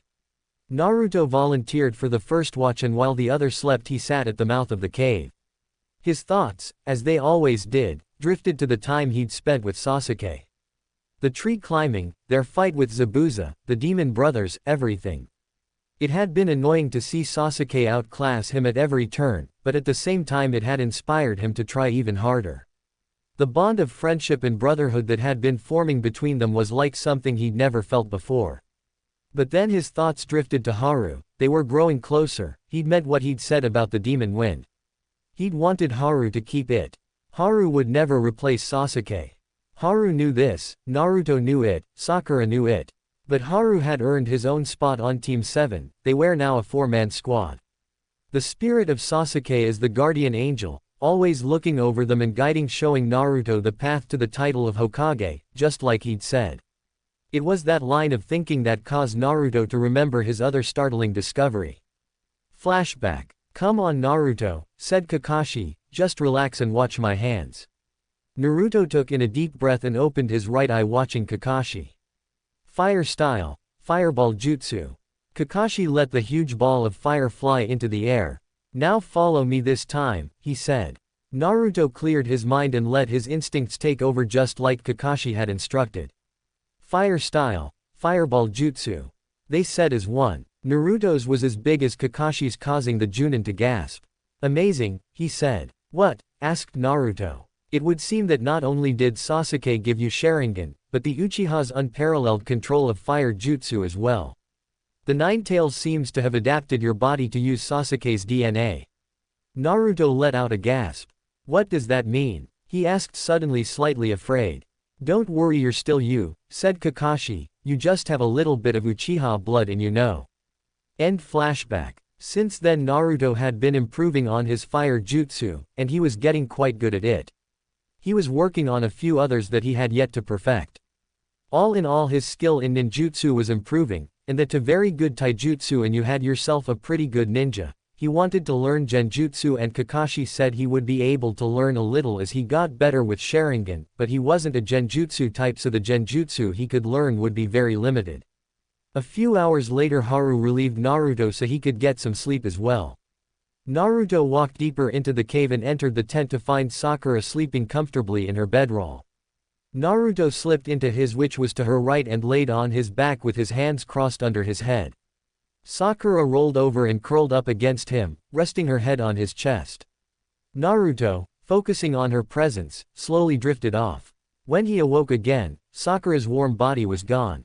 He sat up and looked around the tent. Sakura was gone, but Haru was there, sleeping with his back to Naruto.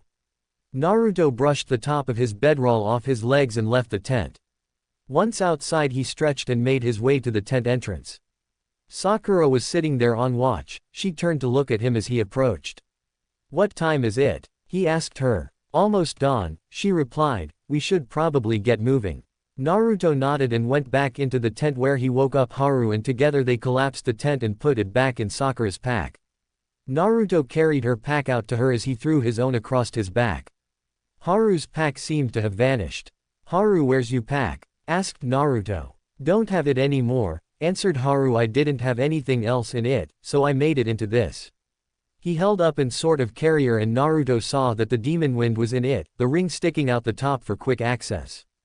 Ah, I see, said Naruto, impressed. Well, we better get moving. They leapt into the trees. Little did they know that they were being followed. Oh. Dosu, Kin, and Zaku watched their targets leap into the air and off into the trees. Lord Orochimaru had said to target them, to test their might. He had something planned for the village and waited to see how well the genin in the village were being trained. Kakashi's Team 7 had the most promising candidates in the year batch of rookies, so they were the targets. They'd been watching them all night, trying to see if they could find a weakness to exploit, but so far they had found nothing. So they would trail them, and wait for the right moment to strike. Oh. Naruto, Sakura, and Haru had been on the move all day and were nearing the tower. They were currently taking a break by a river. Naruto knelt on its bank, washing his face in the cool stream, when he felt the hair on the back of his neck stand up. He searched his surroundings for danger but couldn't find any. Thinking that maybe it was just fatigue, he decided to let it go for the time being. He returned to his teammates, who were currently trying to devise a way to obtain an earth scroll. It was then that Naruto saw them. Sitting in a tree 50 yards behind them were the enemy ninja. Careful as to not give away that he was aware of their presence, he walked to his teammates and knelt down next to them. We're being watched, he whispered. Don't react, but there are 3 enemy ninja 50 yards directly behind Haru.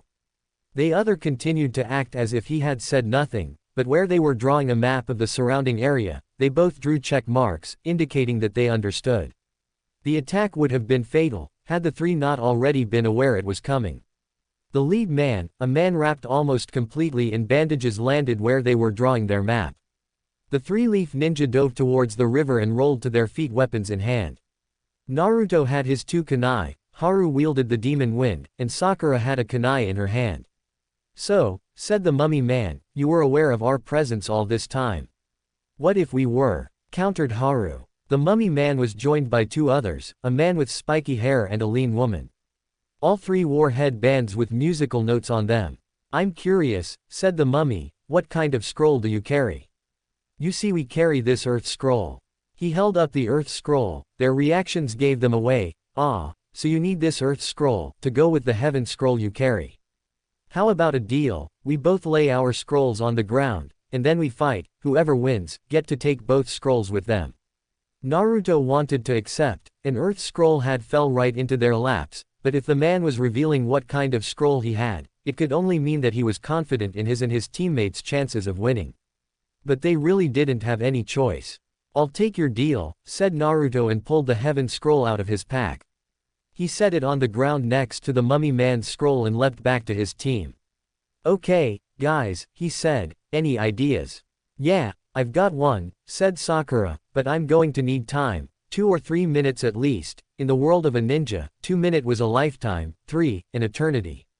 Naruto nodded. "All right, Haru, and I will keep them busy," said Naruto. Haru nodded in agreement and started to spin the demon wind. Sakura leapt back a ways and started making hand signs. Naruto sheathed his 2 knives and started his hand signs. "Too late," yelled the spiky-haired man. He held up his hands and a wall of air rushed at Naruto. Naruto finished just in time. Fire style. Great fireball jutsu. He launched the mass of flames at the wall of air. They clashed and the shock wave caused everyone to shield their face, all but Sakura, who was too far back. When Naruto and his opponents recovered, they all noticed Haru was gone. Naruto feared the worst, however his fears were quickly put to rest when he saw a loud yell. He looked up and saw Haru spin his body over using his own momentum to put even more force into the throw, just as Sasuke had while fighting Zabuza. The demon wind flew at the ninja with blinding speed, but the mummy man pulled up his sleeve and revealed a strange-look gauntlet with holes in it. He blocked the large shuriken with it. Haru caught it as it flew back at him. He hit the ground and collapsed it, blocking the strike the mummy had aimed at him. They stood still, eye each other down when Haru gasped and fell to one knee, blood running out of his left ear. Naruto was on the moving, drawing his 2 kunai. He kicked the mummy man in the face, sending him flying backward, and then deflected 2 throwing needles that the girl had thrown. Haru was on his feet and running the spiky-haired guy, only to have a wall of air hit him in the face. Naruto turned to help him, but was cut off by the girl. The mummy soon got to his feet and was running towards him. "Come on, Sakura," he thought. It was in that moment that the 2 attacking Naruto stopped altogether. The spiky-haired guy was still blasting Haru with a massive wall of air, pinning him to the ground. Naruto dodged around the girl, who now had her hands around her own throat, and ran up behind the guy. He slid under his arms and drove both kunai into his arms, at the elbows. He screamed in pain. Haru kicked him in the face. He crashed to the ground, unconscious. Naruto turned to look at Sakura, who was on her hands and knees, breathing very hard. So, that's what she was doing, he thought, genjutsu. He looked back at the mummy man and the girl was on the ground, she'd strangled herself to unconsciousness. The mummy man was on his knees gasping for air. He must have been able to hold out long enough for Sakura's jutsu to wear off. "You are indeed powerful, and we underestimated you," said the mummy man. "The earth scroll is yours, please let us go." Naruto picked up the 2 scrolls and turned towards his fallen foes. "Be gone," he said. "Thank you, until we meet again." He stood up and carried of both off his teammates. Naruto quickly joined Haru at Sakura's side. "Sakura, that was amazing," he said. "I'm still trying to get the hang of it," she said. "It take a lot of my chakra and I can't hold it for long." "It's okay," said Naruto, "you held it long enough for what we needed. Look." He held out the 2 scrolls. "We've got both scrolls, let's rest here tonight and head for the tower in the morning." No one disagreed. Oh. Naruto, Sakura and Haru gazed up at the tower as they walked inside. It wasn't as large as Naruto had expected it was a decent size. They stepped into the room labeled 13 and closed the door behind them. It had taken most of the day to reach the tower, so there were still 3 nights and 2 days until the test ended. They would be here for a while.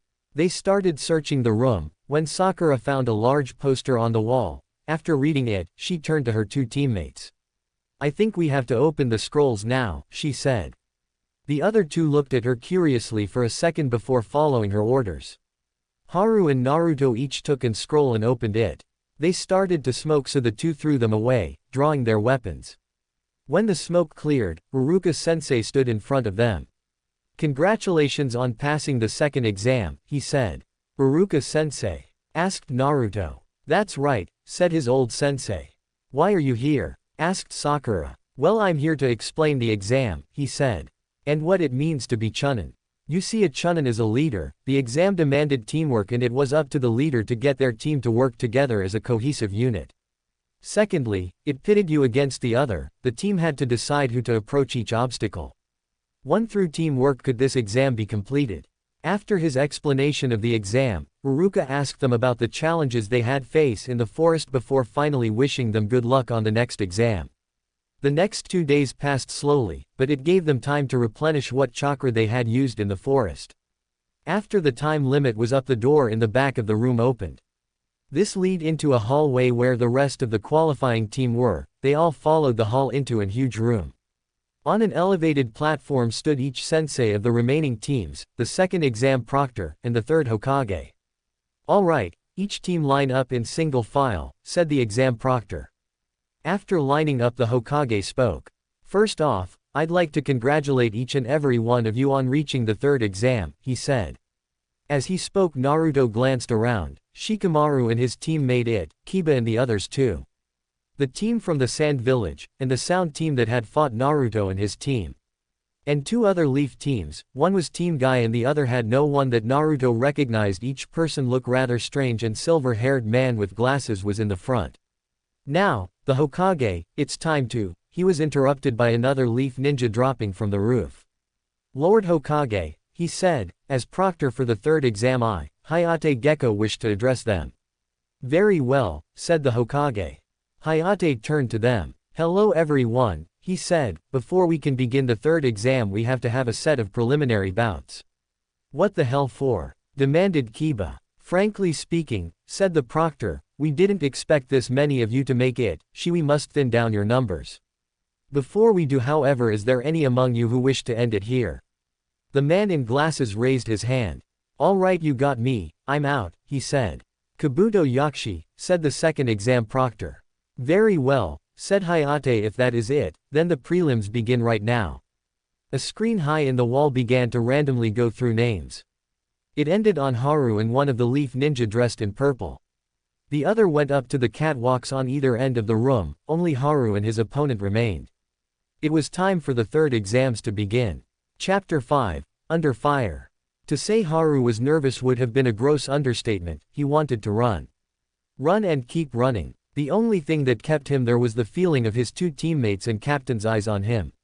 He wanted to be strong, make them proud, but this guy looked unlike anything he'd ever fought. It was intimidating, and a little scary. Haru's legs were shaking, his palms were sweating, and he was getting hotter and hotter as he got more and more nervous. He glanced up at Naruto, whose face was blank and unreadable. A secret envy welled up inside him. He wished he could be cool and collected all the time. He shifted his gaze to Sakura, who looked a bit worried. Oddly enough, this caused Haru's envy of Naruto to grow. Sakura looked worried. Why couldn't Naruto worry about him? He turned back to look at his enemy. The black holes where he should have had eyes made him extremely uneasy. So he resorted to the only thing he knew. He dropped his gaze to the man's waist. Worry gripped at Naruto's heart as he watched Haru. He wasn't ready for this. Naruto knew that.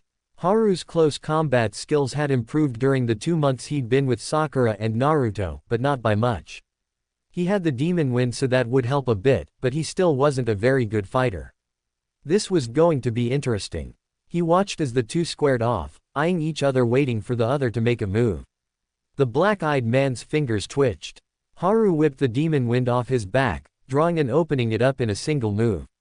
He threw the large weapon at his opponent and raced at him, drawing a kunai. Black Eyes ducked the spinning weapon and came up running. Haru snatched the blade out of the air as it arced and came back to him. Wielding the demon wind in his right hand and the kunai in his left, he clashed with his enemy. The man caught both of his wrists to stop his attack. Almost instantly Haru felt his energy levels drop. He jumped off his feet and planted them on the man's chest, pushing off. The man's grip on his wrist broke and he sailed 15 feet before landing on his back. "Nice move," praised Naruto as Haru dragged himself back to his feet as Black Eyes charged him. Haru desperately threw the shuriken at the man, trying to keep him at bay. The man simply dodged around it and continued his advance. Haru leapt away, trying to put distance between them.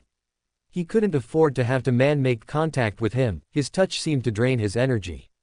The man followed him. Haru caught the shuriken and snapped it closed just in time to block an attack. Haru looked back in his eyes and instantly regretted it. They made him so nervous. He pushed away, backing up even more. The man didn't follow this time. Haru sagged a bit, the chakra the man had drained had taken a toll on him, he needed to end this quickly.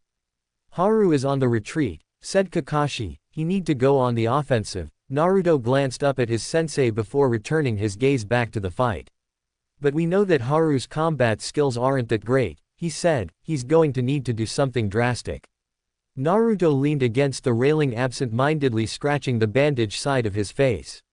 He hadn't had the chance to change them during the second test and they were really dirty. But he couldn't do anything about it now. Haru was fighting and wasn't doing well at all. Haru threw the shuriken at the man again, trying to see if he could throw him off balance. "Don't you have any other tricks?" asked the man as he leapt over it.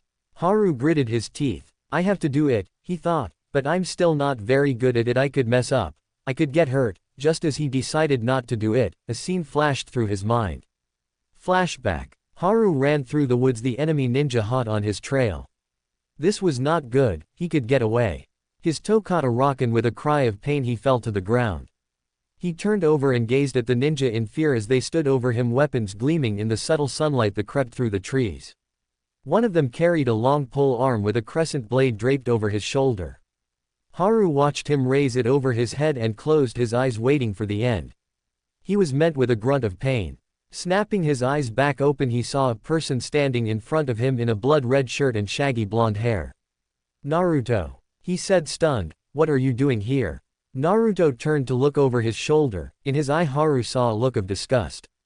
Drawing his two kunai, Naruto charged directly at the men. In 30 seconds the men were on the ground, of them dead or quickly approaching it. Naruto cleaned his blades on the clothing and sheathed them before turned to Haru and helping him up. "Why are you here?" asked Haru. Naruto said nothing, he was just staring into the sky. "What if you got hurt? What if they had taken you prisoner? What if? As ninja, we are not allowed the luxury of, what if?" Naruto cut across him. Haru fell silent. "Do not say that phrase again, all it will do is cause you to hesitate. If you hesitate on a mission, someone's going to end up dead." Haru looked at the ground, ashamed in himself. Naruto finally looked at him. "Haru, you are ninja, in wearing the headband on your forehead you've accepted the mantle of the Hidden Leaf Village," said Naruto. "You and I are genin, the future of our village. We don't have time to screw around, we must advance and take the defense of our village onto our shoulders and help Kakashi-sensei. Never hesitate again." End flashback. It didn't take a genius to know that Naruto had been thinking about the time he'd hesitated while fighting Haku with Sasuke. Haru's resolve hardened. No, he thought. No dwelling on what might happen, he sheathed the kunai and caught the demon wind. Then threw it with all his might. It arced high into the air, too high.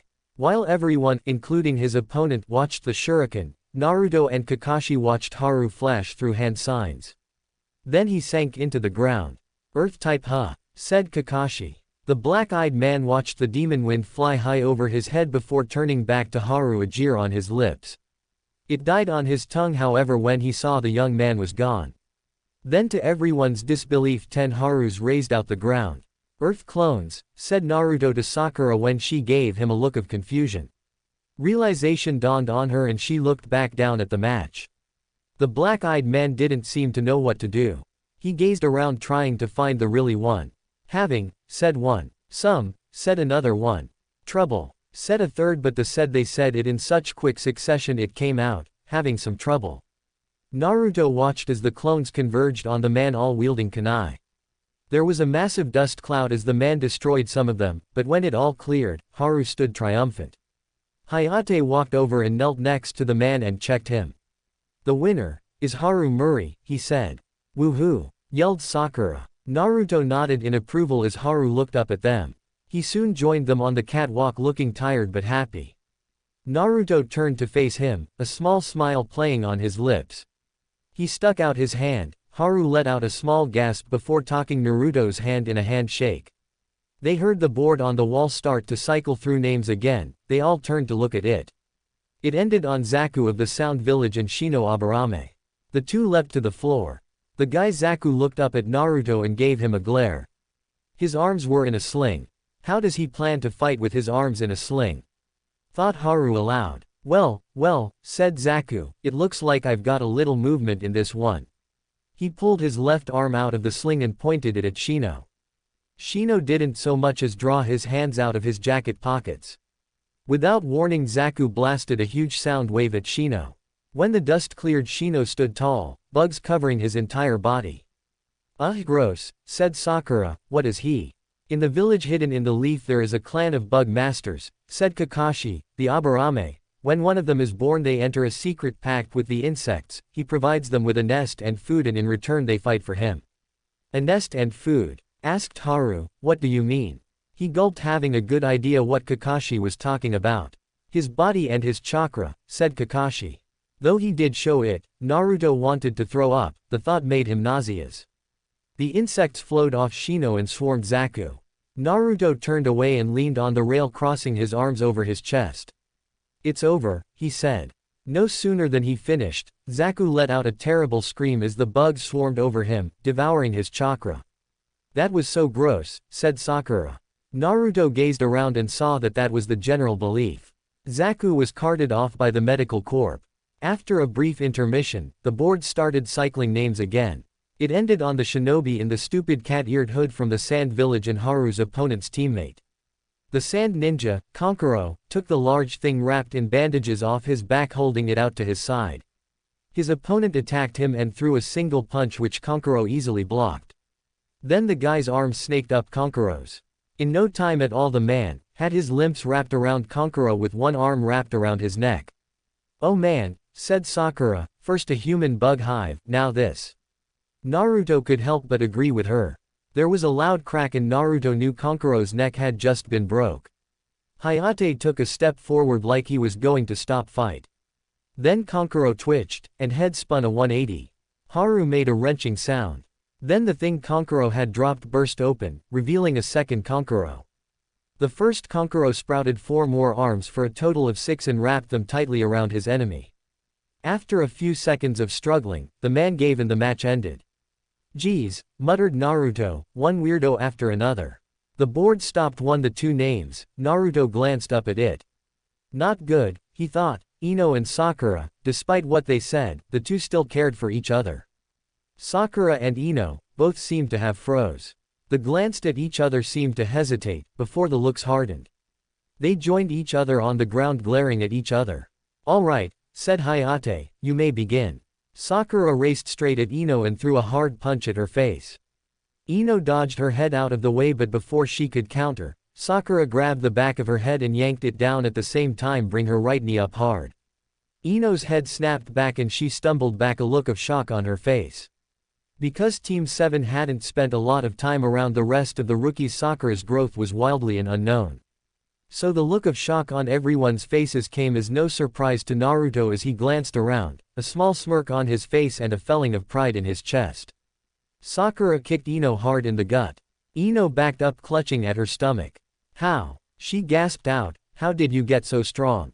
Sakura smirked. How? It's called hard work, Ino. After the land of the waves, my total inability to do anything at all spurred me to get stronger, so that the next time we face an enemy I'll be a help, not a liability. With that she started hand signs. Though no one but Kakashi knew it, Sakura was a power genjutsu type ninja with a water affinity. Because of her great chakra control she could cast water jutsu even if there was no water around by simply turning her chakra in the water for the jutsu. However, it was significantly weaker than if she used nature's water. Her chakra still got the job done though. Water style. Water bullets. She held her hands open towards Ino and launched massive bullets of water at Ino, 20 in rapid succession. Ino dropped to one knee. Sakura stood over her, a kunai in her hand. Okay, Sakura, she said, I give, you win. Naruto gave a small fist pump by his hip. The gesture was missed by all but Kakashi. Naruto glanced at the rest of the rookies. They all had looks of amazement on their faces. It didn't surprise him, Ino was widely considered to be one of the best female ninja in their age group. However, Sakura had beaten her with minimal effort.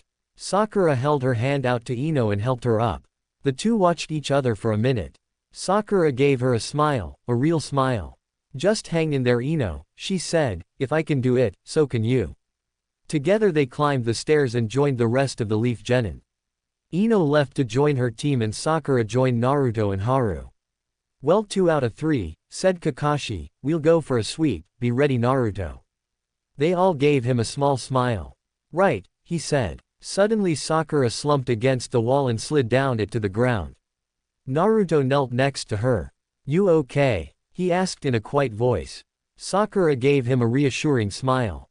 I'm okay, she said, the chakra I used for the genjutsu in the forest hadn't fully replenished when I used the water jutsu. I'm just tired. She gave him another tired smile, touched by his concern. Naruto nodded, returning her smile with a small one of his own. Before he stood up, he pulled her into a hug and quietly, so only she could hear, said, I had faith in you, I knew you would win. That said, he stood up and stepped back up the railing to watch the next match. The two opponents had already been chosen. Tenten and Temari. Tenten leapt away, and her team started cheering, loudly. Naruto had to cover his ears. The two stood staring at each other. Temari goaded Tenten into attacking. Tenten leapt into the air and threw 6 shuriken at Temari. They flew straight and on target, then suddenly they stopped and dropped to the ground. Naruto blinked for a minute, then it dawned on him. Wind, he thought. It's over. Haru looked at him in shock. How can you say that? He demanded. Tenten is a fellow leaf ninja, we must believe in her. Naruto looked at him. Don't be stupid Haru, he said, believe me, I would like to see Tenten win. It's bad luck really, Temari is the one person so far who could actually beat her. It's over Haru, just watch. Temari unfurled her fan and swung it, causing a huge vortex that lifted Tenten into the air. Wind slice at the helpless girl before she fell hard onto Temari's collapsed fan. The winner is, Temari, said Hayate. An evil grin crossed Temari's face. She tossed Tenten at the weapons she had used. Lee leapt into the battle area and caught her. Nice catch, she said, now take that pathetic piece of garbage out of here. What did you say? He demanded. He gently set Tenten down and looked like he was about to charge the girl, when Naruto suddenly appeared in front of him, his arms stretched out in front of Lee, his one-eyed gaze locked onto Temari. Everyone gasped. When did he get so fast? Thought Sakura. Naruto, thought Kakashi, what are you playing at? Lee, don't, said Naruto, she's not worth your time, take Tenten to Gai-sensei. Lee was stunned by Naruto's sudden appearance. Right, he said and carried her off. Naruto stood and glared at Temari. She broke eye contact and turned to join her teammates. Naruto followed Lee. When they reached the top, Kakashi pulled Naruto aside. Naruto, what are you doing? He demanded. What do you mean? Asked Naruto, confused. Your unknown growth is an advantage, he said, why show it now in a rush to stop Lee? Naruto hesitated. Don't be so hasty to show off, wait until the match. Yes, sir, Naruto said dejectedly. Kakashi gave him a one-eyed smile and patted him on the shoulder. I know you're eager to test yourself, he said gently, but don't let that eagerness compromise you. Naruto nodded and walked back to Haru, a bit ashamed of himself. Everything all right? Asked Haru. Yeah, said Naruto quietly. Sakura stood up and joined them. You sure you're okay to be moving around, Sakura? She gave him a smile. I'm fine, she said, besides, they're getting towards the end, I don't want to miss your match. She gave him a small smile and slipped her hand into his, and gave it a small squeeze. Sakura knew it was the only show of affection Naruto would allow right now. Shikamaru and Kin were the next two to fight. Their fight started off slow, but that was to be expected with anything involving Shikamaru. Kin threw 2 Senbon at Shikamaru, who quickly dodged them. There were bells attached. That simple trick? Asked Naruto. Next she'll threw Senbon with bells and Senbon without. Shikamaru started dodging all the Senbon, before he suddenly froze. Genjutsu, said Sakura. What? Gasped Naruto, snapping his gaze up to Sakura. It looks like this is one that affects his ears, she said. I guess that's surprising considering what village she's from. Kin threw 3 Senbon, Shikamaru managed to cover up just in time. It's amazing he can even move, she said. Suddenly all action stopped. Kin's face had a look of horror on it. He got her, said Naruto. Shikamaru pulled a shuriken out of his pouch, which was mirrored by Kin. Are you crazy? Demanded Kin. Oh come on, it's be fun, said Shikamaru, like a game of chicken, let's see whose ducks first. He threw the shuriken at her. The 2 shuriken raced at their targets. Just as it reached him, Shikamaru bent over backwards. Kin mirrored him, and bashed her head on the wall. The wise shinobi properly scouts the battlefield and is always aware of his position on it, he said. The match was over. After he joined the rest, the wall on the boarded began to cycle through names, until finally it landed on Naruto and Kiba. "It's us against the Kid Akamaru," shouted Kiba. He leapt down and ran to the far side waiting for Naruto. Naruto straightened and started walking towards the stairs. Kakashi stopped him. "Naruto," he said, "only use it as a last resort, but I'm giving you permission to use it." Naruto gave him a short nod and continued to the stairs. As he left, Sakura was giving Kakashi an uneasy look. All around them were words of pity for Naruto. "Oh man, Naruto doesn't have a chance," said Ino. "Kiba is so lucky," said Choji. And Kurenai looked pretty smug, like the match was already over. "Don't worry Sakura," he smiled, "he ready, Naruto and I haven't just been goofing off the last 6 months." Haru was glancing back and forth between them confused. "He had faith in you, both of you. Now have faith in him." They both nodded and turned to watch. "Now your chance Naruto," he thought, "show them all how much you've grown." Naruto stood across from Kiba, his face ever stoic. "Sorry Naruto," he said, "nothing personal." With that he dropped onto all fours, his teeth and fingernails elongating. Ninja art, beast mimicry. He vanished only to reappear with his elbow buried deep in Naruto's gut. Naruto's body absorbed the shot and he flew several feet, landing hard on his back. "Oh no!" exclaimed Haru. In the 5 months he'd known him, Haru had never seen Naruto take a solid hit. Naruto was still for a second. Kita was about to turn to Hayate when he stirred. He turned back to Naruto, a look of disbelief on his face. Naruto was up and running, both kunai in his hand. Kiba let out a growl and charged at Naruto, drawing one of his own kunai. Naruto swung his right hand, Kiba ducked that kunai and stabbed with his own. Naruto blocked it with the kunai in his left. They disengaged. "So, I see you picked up a little bit of ability," said Kiba, "you came a long way since the academy." Naruto couldn't help but smirk as he sheathed his kunai. This didn't go missed by Kiba. "You have no idea," said Naruto, "how right you are." Naruto started flashing through hand signs so quickly that Kiba could keep up. "Fire style, Phoenix Flower Jutsu," he yelled. "What?" exclaimed Kiba. The 15 small fire balls converged on him. Kiba barely escaped. Asuma looked at Kakashi in shock. "That move," he said, "that's a fire jutsu of the Uchiha clan." "So how is it Naruto knows it?" Kakashi gave him a one-eyed smile. "Oh, you'll see," he replied. Kiba came up charging and drew 2 smoke bottoms. "Let's go Akamaru," he said and threw the smoke bombs. No one could see a thing. Akamaru leapt into the smoke, using his nose to track Naruto. As the smoke started to clear, Kiba charged kunai in hand. "Naruto!" yelled Sakura and moved to jump down. "Stop Sakura!" said Kakashi. Sakura was stunned. Kakashi had never raised his voice to her like that. "Have faith in Naruto." Sakura climbed down off the railing. Just as the smoke completely cleared, Kiba was in Naruto's face and plunged the kunai in his stomach. "Naruto!" Sakura yelled again. A look of shock was on everyone's faces. Everyone in the building heard the distinct drip, drip, drip, of water. A look of shock crossed Kiba's face as he watched water flow out of the wound in Naruto's stomach. Then the water clone collapsed. Kiba searched frantically for him. "Where is he?" he said aloud. His answer was a hard punch across the face. Kiba stumbled back. "When the hell did you learn to use water clones, and fire jutsu for that matter?" Naruto smirked. "I wouldn't worry about that right now if were you," said Naruto. "Fine," said Kiba, "but at least tell me how you used the water clone." "Fair enough," said Naruto. "Kiba, look around you, at all the water on the floor. It's left over from the time Sakura pummeled Ino with her water bullets. When you threw your smoke bombs, I simply used the water on the floor and created a water clone." Kiba growled, baring his fangs. Then he sprinted at Naruto. "Tunneling Fang!" he shouted and began to rapidly spin. Naruto didn't have time to react. Kiba hit him right in the chest, tearing his shirt to shreds. After being bored into for 10 seconds, Naruto finally managed to push Kiba to the side a bit and slip away. As soon as he broke contact, he dropped to one knee, clutching at his stomach. Kiba flipped out of his attack and stood tall, a triumphant look in his face. I gotta say, he said, I'm actually impressed you even still standing. Naruto glared at him, his cobalt eyes burning a hole in him.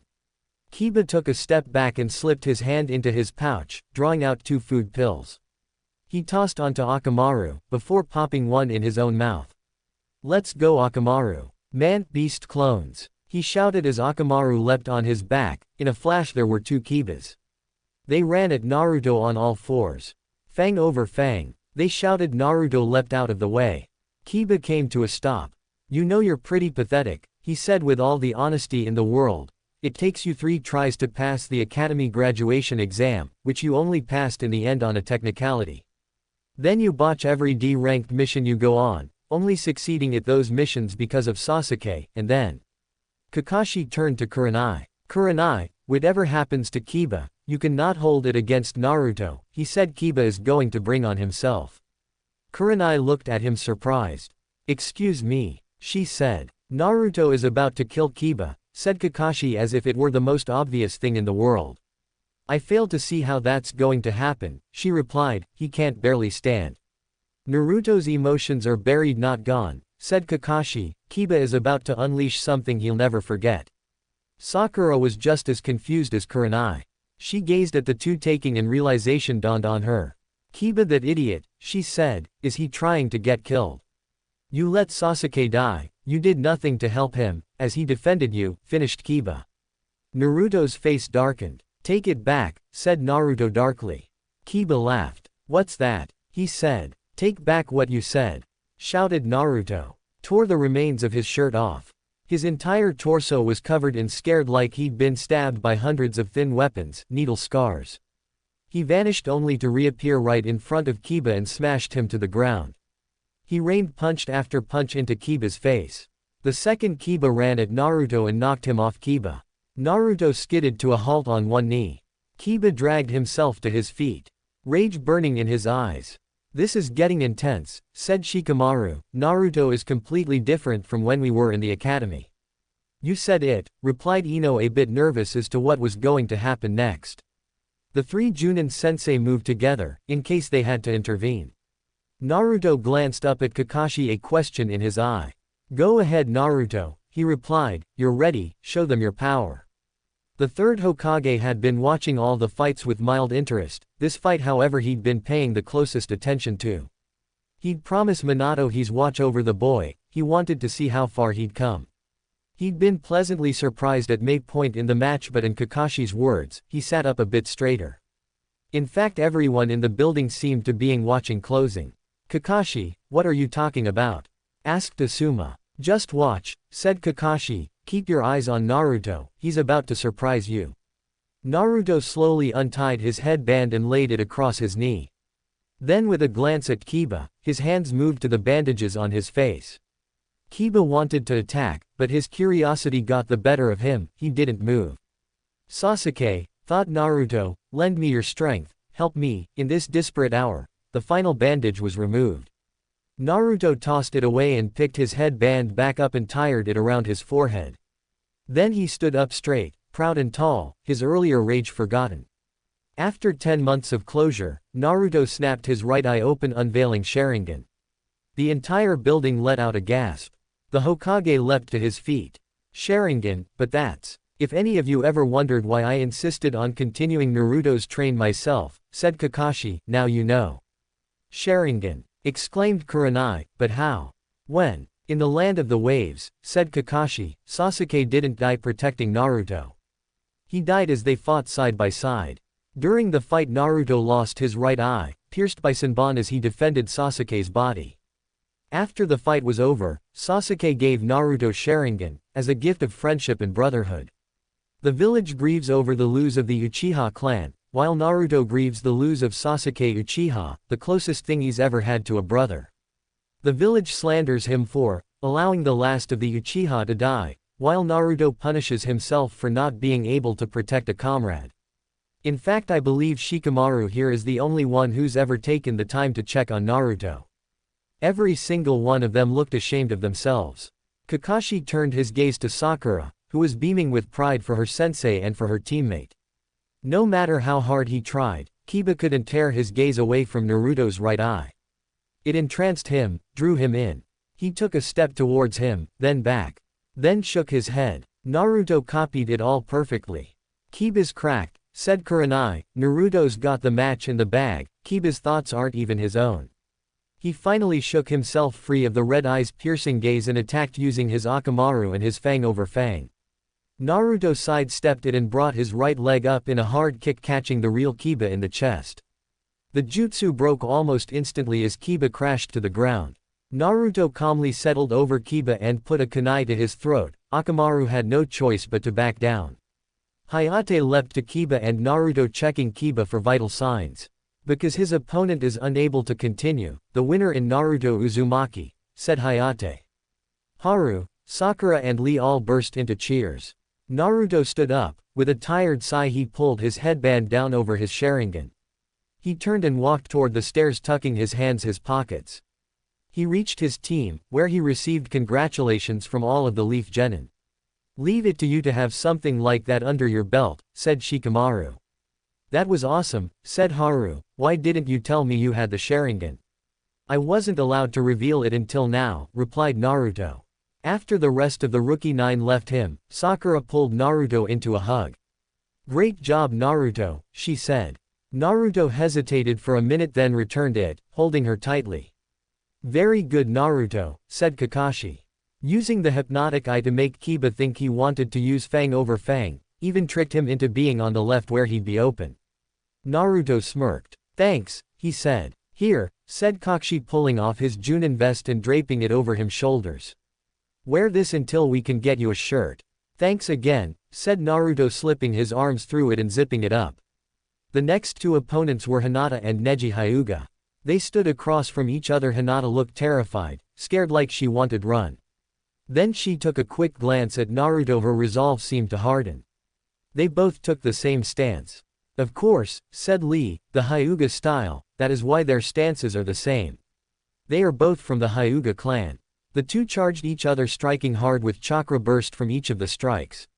Naruto pulled the headband from his Sharingan. It's amazing, he said. They release sharp bursts of chakra, driving them into their opponent's body. Neji finally landed a blow on her throat, causing her to back up. Clutching at her chest, the resolve drained from her face for a split second before returning. She charged him again, taking a hard shot right to the heart. Damn it, said Naruto, she fought a good fight, but it's over. He pulled the headband over the Sharingan. Then a gasp escaped his lips. She was getting back up. No, no, no, he said. Stay down, don't do anything crazy. She dragged herself to her feet. Neji let out a cry of rage and charged. In a flash Naruto disappeared, only to reappear right in front of Neji. The fight is over, Neji, he said. Neji scoffed and left the arena floor. Naruto turned and ran to Hinata. He was soon joined by Kurenai, who knelt down and yanked her jacket open. She's going into cardiac arrest, she said. Naruto leapt out of the way as the medical corps raced in. They had her up and gone in 15 seconds. Naruto returned to his team, where Sakura wrapped her arms around Naruto's right arm. Her previous inhibitions forgotten. The board on the wall scanned through names and came to a stop on Rock Lee and Choji. Lee jumped to the ground and waited for Choji to reach him. Once he did, Lee gave him a deep bow. It is an honor to face a fellow ninja of the Hidden Leaf Village, he said. That said, he took his headband off his waist and tied it around his forehead. You know, said Naruto, I'm liking this Lee guy more and more. Sakura smiled. It was so nice to see Naruto opening up. He was smiling a bit more, not big smile up smiles, nonetheless. The fight between Lee and Choji was pretty lame, really. Choji tried to use his human boulder jutsu, which Lee stopped with him with a hard kick. Choji deflated. He was tired and a little scared. He charged Lee. Lee kicked him once, sending him flying, and the match ended. Was all Naruto could say. Lee helped Choji up and carried him to the catwalk with the rest. My apologies, he said. I didn't mean to embarrass you. No, that's okay, said Choji. Neither once of us held but and you were the victor. No need to apologize for that. Naruto couldn't help but smile. The last match was Dosu vs. Gaara. Gaara stood across from Dosu with his arms crossed and the gourd on his back pouring sand. Sop, that's what's in that gourd, mumbled Naruto. It's sand. Dosu charged Naruto, pulling back his sleeve and revealing his weird glove. He punched at Gaara. The sand rose to Gaara's defense. Then it wrapped around Dosu's arm and covered his body. Sand coffin, said Gaara. Dosu struggled, trying to get free. Gaara raised his open hand, pointing the palm at Dosu. Sand burial. The sand crushed Dosu. Sakura turned away, hiding her face in Naruto's chest. The sand retreated back into the gourd. There was no sign of Dosu at all. Gaara left the battlefield. Alright, and with that the third test preliminaries are complete, said Hayate. Can I get all the victors in a single file line in front of me? After they did as they were asked, the Hokage addressed them. First off, congratulations for passing the first round, he said. The finals will be held in 1 month, so use that time to train and learn new techniques. I wish you all the best of luck. You are dismissed. Naruto turned to his team. We have 1 month, he said. You'll all be ready, said Kakashi, but it'll be a long road. Chapter 6, Training. Naruto's eyes slowly opened as he awoke. He rolled over and looked at the clock. It was 7 in the morning. He sat up and rubbed his eyes and stretched. Then he climbed out of bed and headed for the bathroom. Turning on the water, he climbed into the shower and let the hot liquid pour over his body, relaxing his sore muscles. He hadn't really enjoyed his shower the night before. He'd be too tired to do anything but get clean and get out. Now he let it loosen the tension in his body and soothe his aching muscles. As he stood under the shower, the battle with Kiba played over and over in his head. Why had it been so tough? Sure, Kiba was good, but Naruto knew he wasn't on Naruto's level. Hell, there were only a few at the prelims that were. Neji, that boy Gaara, and maybe Lee. So why had he had so much trouble? He even had to resort to Sharingan, which he'd hoped to save for the finals. Unable to find an answer to his question, he punched the tiled wall of his shower with a low curse. Deciding his shower was no longer relaxing, Naruto climbed out and toweled himself dry. Then he wrapped the towel low around his waist and exited the bathroom. He went down the hall and into his kitchen looking for something to eat. He opened his fridge and decided that eating was out of the question. He needed to go to the store. There was a knock on his front door. He walked over and opened it, closing his right eye. It was Sakura. Oh, hey Sakura, he said, completely forgetting about his almost totalness. She, however, noticed it almost immediately. Naruto, she said, shouldn't you put some clothes on? Confusion crossed Naruto's face as he looked down. Seeing his scantily clad body, Naruto blushed slightly. "Ah, sorry, come in," he said, stepping aside to allow her entrance. "I'll be right back." He left the room and went to his own, where he quickly dressed in his blood-red tee and black pants. He tied his headband around his right eye and left the room. He walked back out in the living room to find Sakura sitting on his couch, patently waiting for him. It was then Naruto noticed the change. "You got your hair cut," he said softly, sitting down next to her. She nodded. She said. "You like it?" she asked. Naruto could tell from the look on her face she wanted him to approve. "Yeah, I do," he said honestly, "it looks really nice." She smiled and put her head on his shoulder. "You going to see him soon?" she asked. He nodded. Deciding to push her luck a little, Sakura asked something she'd never asked before. "Can I come?" Naruto was quiet for a long time, so long in fact Sakura was about to withdraw her request when he spoke up. "Yeah, I'd like that, and I think he would too," said Naruto. Sakura smiled. They soon got up and left, knowing the sooner Naruto visited him, the sooner Sakura could get him out and about. Sakura wrapped her arms around Naruto's and laid her head on his shoulder.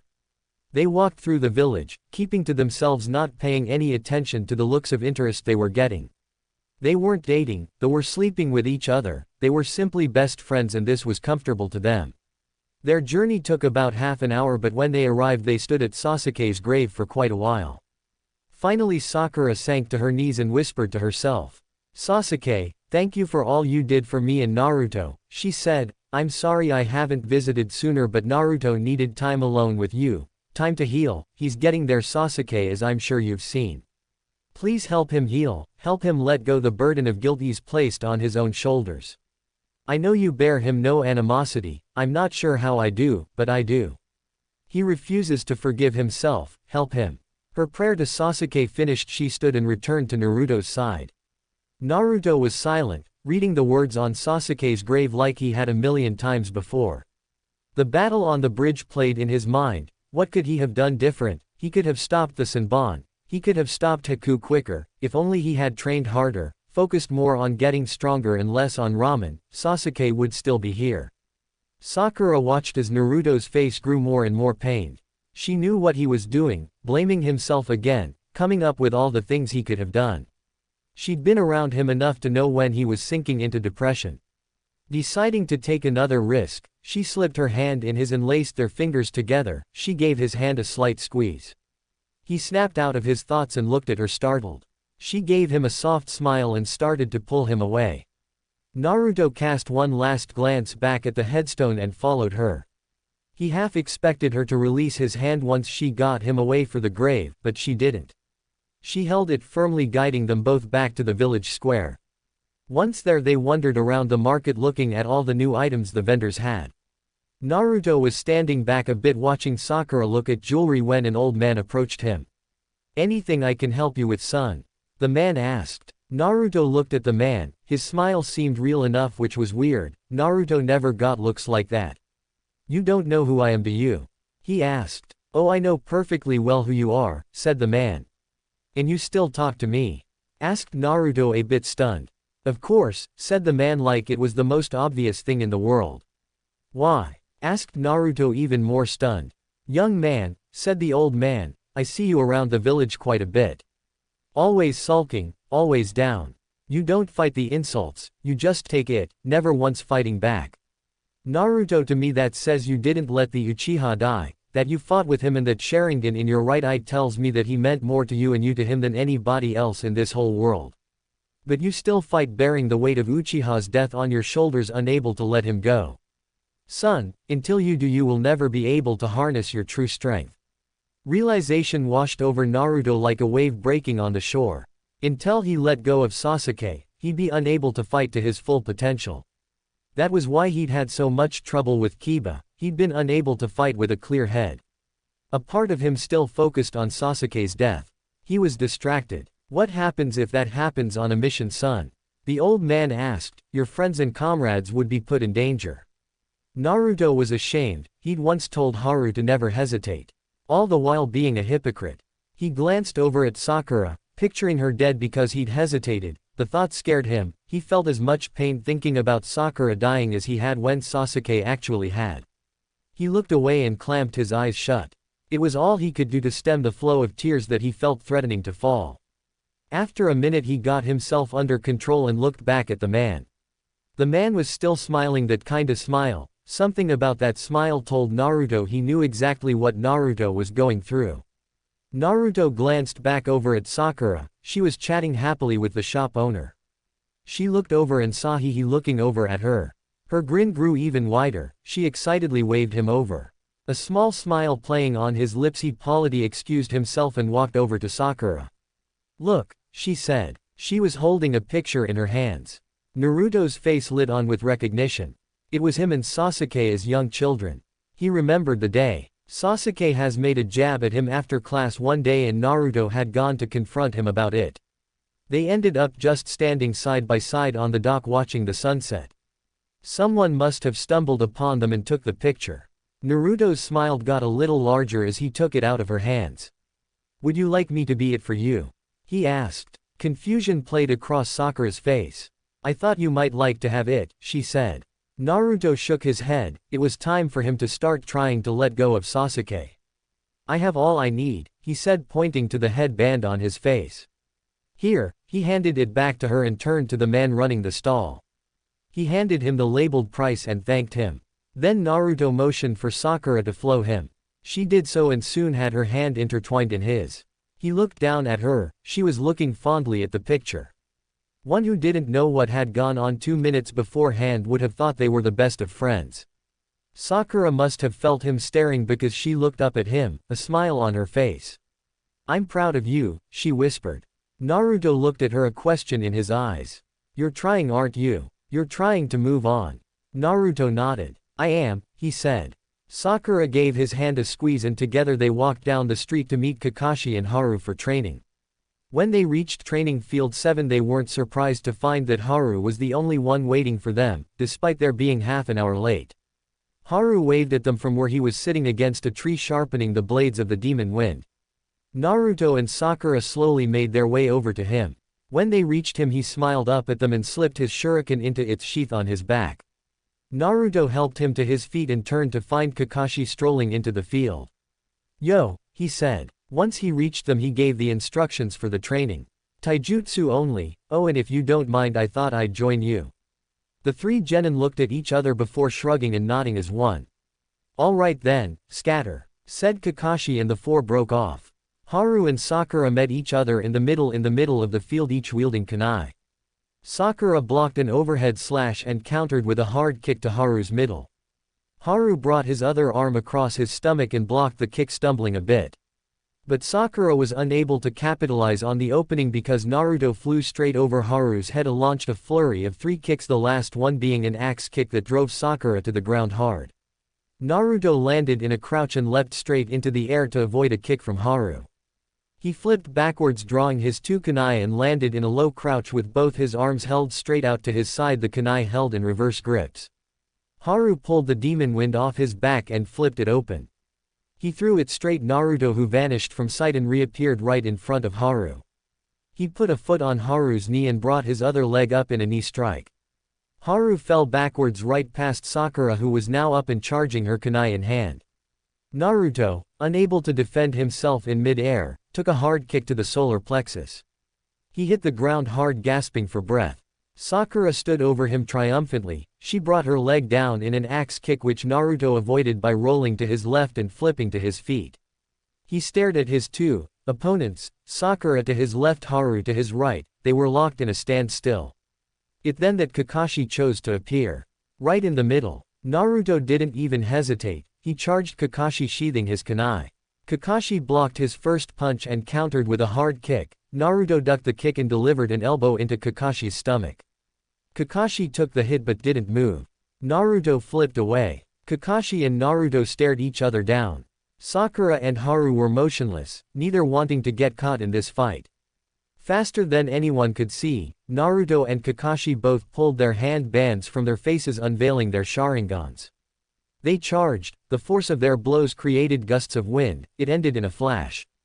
Naruto, starting to get desperate, overextended. Kakashi caught his forearm and brought the boy crashing to the ground. "Alright," he said, "that's it for today. It was getting late and he needed to let them get going." Naruto stood up after Kakashi got off of him and pulled his headband down over his face. Sakura walked over to the tree and picked up her picture. Then the 3 genin left the forest. They decided to eat dinner at Ikirachu's. Once they were sat at the bar and their ramen ordered, Sakura and Haru chatted while Naruto listened. They talked about the training they'd just had and, more importantly, Kakashi and Naruto's fight. "What possessed you to charge Kakashi-sensei like that, Naruto?" asked Haru. Naruto gave a short shrug. "I wanted to test myself," he said. "Well, you got your butt kicked," said Haru. Naruto shrugged again and turned to the ramen Ayame had just set down in front of him. After eating for a few minutes, Naruto turned to look at his friends. They were chatting happily, smiling and laughing at the things they were discussing. Sakura had scooted his stool closer to Naruto and was slightly leaning on him. After their ramen, the 3 friends stood and began to head home. Naruto was in the middle, Sakura to his right, her left hand laced in his right and her right arm holding onto his bicep. Haru was to his left, both hands behind his head. They decided to spend some time as a team at Naruto's house. They wanted to spend time together, just the 3 of them, to breath before really jumping into the hard training for the Chunin finals. They went up the stairs to his apartment and stepped into his small living room. After few hours they all decided to crash in Naruto's living room. Kakashi Hatake sat at the village dango shop with his favorite type of dumpling in front of him. "Long time no see, Kakashi," came a voice from behind him. He turned to see an elderly man with hair white as the snow in a red gi. Master Jiraiya," he said, completely stunned. "What are you doing here? You haven't been in the village in years." The man sighed and stepped around table. "Honestly, I hadn't planned to come back this soon, but it's been taken out of my hands," Jiraiya said. "You see, I've been keeping tabs on that pain in the neck Orochimaru ever since he left the village all those years ago. And now I know he's coming back to the village, if he's not here already." Kakashi let out a gasp. Are you serious, Master Jiraiya? He asked. I'm afraid that I am, he said, crossing his arms. So that's what brings you back? Asked Kakashi. Yes and no, said Jiraiya. I once made a promise to Minato and Kushina that I would watch over Naruto if anything happened to them. It's time I made good on my promise. Kakashi looked at him dumbfounded. But, he stuttered. Kakashi, it's not my desire to steal your student, said Jiraiya, just help with a technique here or there. I know there are many techniques you can still teach him. It's more than that, said Kakashi. I don't know if you're aware of it, but Naruto has recently received a Sharingan eye and 2 affinities.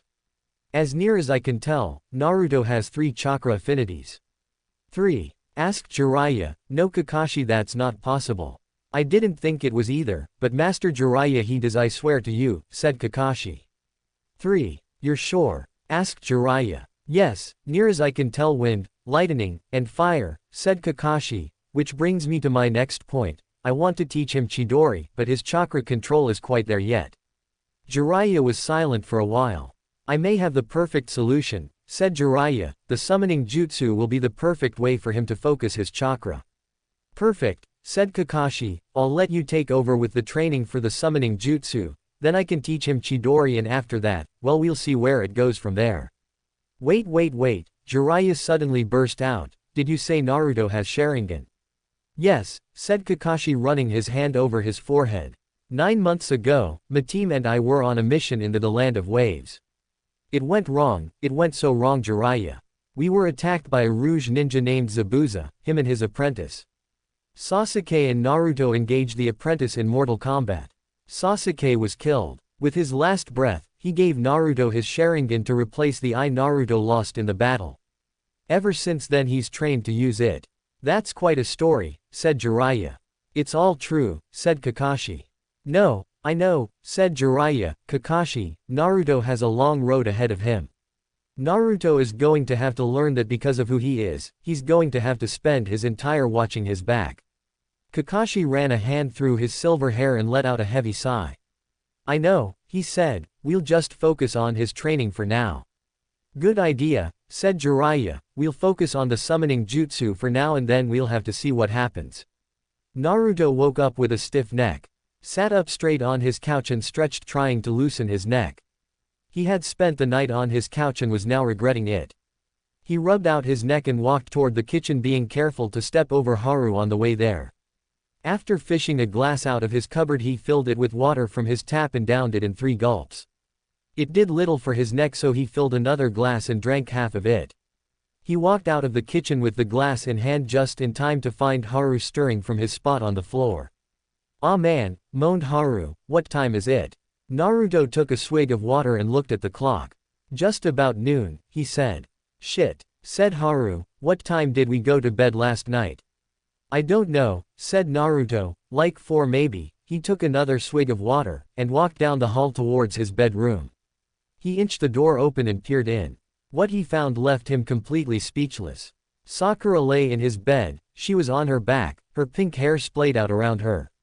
Naruto leaned on the door frame, watching the gentle rise and fall of her chest as she slumbered. He took another sip of water, debating with himself whether or not to wake her.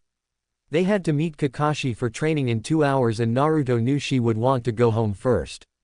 "Hey," whispered Haru from behind him, "I am gonna head home, I'll see you for training." Naruto nodded and turned back to his sleeping teammate. Steeling himself, he approached her bedside and gently sat down. He lightly shook her shoulder. "Sakura, it's time to wake up," he said. His soft emerald eyes fluttered open. "Na Naruto?" she asked, slightly confused. "Yes," he said, "it's about time to get up, it's already noon." "Oh, okay," she said. "I'll leave you to get dressed," he said, standing up and leaving the room, grabbing a change of cloths on his way out. He changed in the bathroom. He put on a pair of black pants and a midnight blue tee. He exited the bathroom just as Sakura was leaving his room. She gave him a soft smile. "Sleep well?" he asked her. She nodded. "You have a comfortable bed," she replied. He smiled. "I'm glad," he said. "We should swing by your place before going on to training." She nodded, and together they left the apartment. They quickly made their way across the village, Sakura holding his right hand in her left, her right hand on his bicep. In time they made it to Sakura's house. "You want to come in?" she asked. He nodded and followed her inside. "Oh, Naruto," said Aki as he stepped in. "We haven't seen you around here for quite a while." "Yes, sorry about that," he said, "I've been kinda busy." "Oh, that's okay," replied Aki. "Oh, I see you took your bandages off, but you still wear your headband over your eye. Are you still injured?" "No, you see I actually have Sasuke's Sharingan eye in my right eye," he said. "I keep it covered because I can't deactivate it." "Ah, I see," said Aki a bit confused. "Well, come and have some tea." "We can't, Mom," said Sakura. "We have to meet Kakashi-sensei for training." "Oh, okay, fine," said Aki. "Just come back after, it's been too long since we saw Naruto." "Sure, Mom, I will," said Sakura, and with that the two young ninja left the Haruno home. They were met with a very unfamiliar sight upon entering their usual training field. Not only was Haru there waiting for them, but Kakashi, and with him was an old white-haired man. "Naruto," said Kakashi as they approached, "you won't be training with the rest of the team, for now you're to go with Master Jiraiya. He's got a couple jutsu he wants to teach you." Okay," said Naruto, raising an eyebrow and looking at the old man. The man in question gave him a goofy smile. "All right," said Jiraiya as he and Naruto stood next to the river. "First I'll show you the jutsu I want you to learn." He quickly flashed through 5 signs before slamming his hand on the ground. "Summoning jutsu," he shouted. There was a cloud of smoke, and as it cleared, Naruto saw the old man standing on a red toad with a green and red skull. "Take the scroll." Naruto did as he was instructed and unrolled it on the ground. "That scroll is a contract with the summoning toads," explained Jiraiya, passed down from earlier generations of ninja. "Sign your name in your own blood and stamp the fingerprints of one hand on under it. Then build up your chakra and slam it on the ground where you want to perform the summoning. The signs are boar, dog, bird, monkey, sheep." Naruto let out a heavy sigh as he drew one of his kunai off his hip and sliced open his right thumb. He quickly wrote his name and stamped his right fingerprints on the scroll beneath his name. "Good, now do it," said Jiraiya in a stern voice.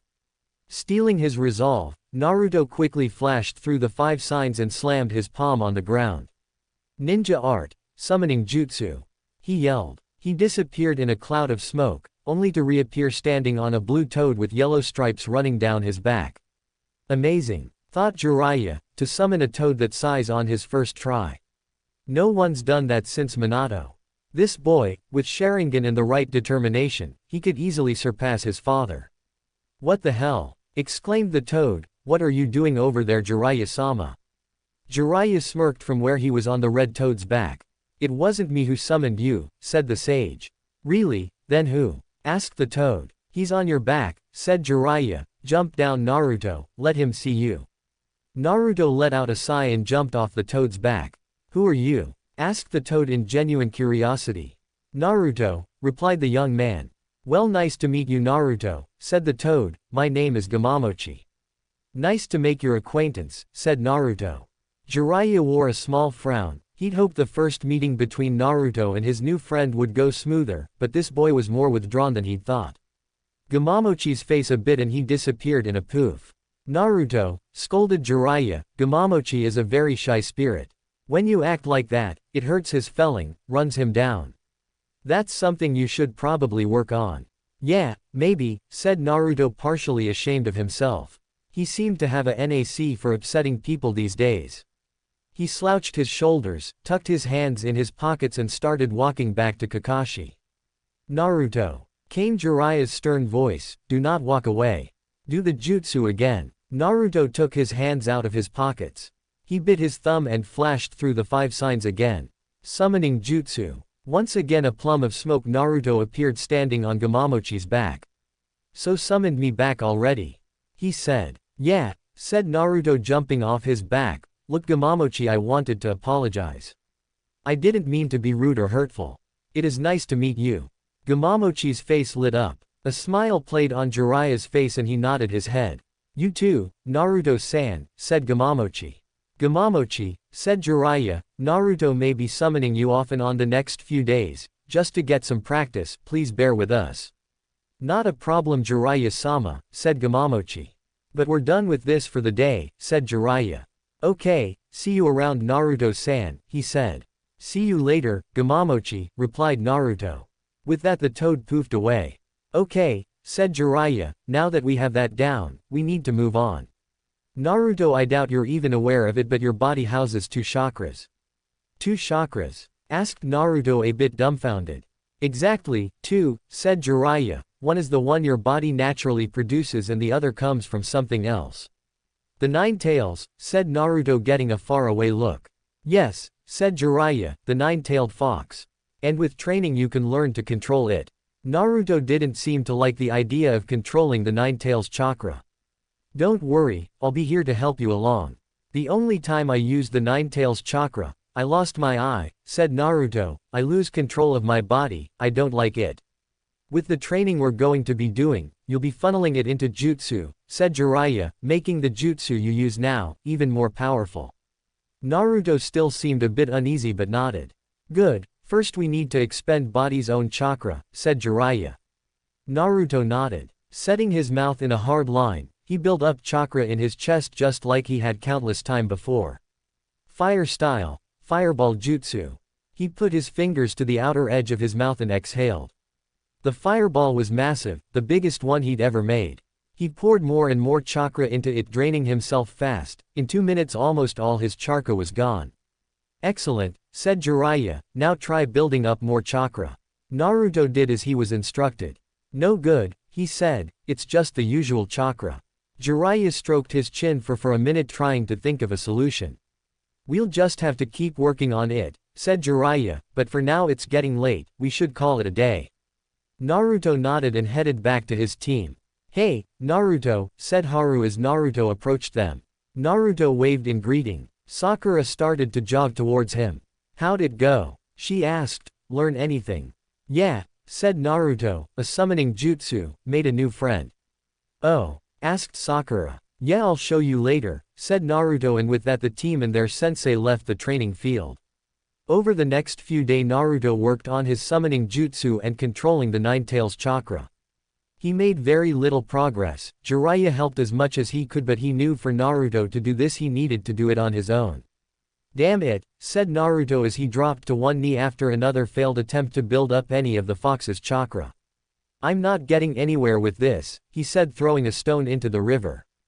Naruto, said Jiraiya, you've come as far as you can with this, it's time to move on. What do you mean? Asked Naruto. You see, Naruto, said Kakashi from where he was sitting next to Jiraiya. Each thing Master Jiraiya and I have trained you has been to learn something else, he said. With the tree climbing and water walking exercises you learn to control your chakra and release it in a steady amount.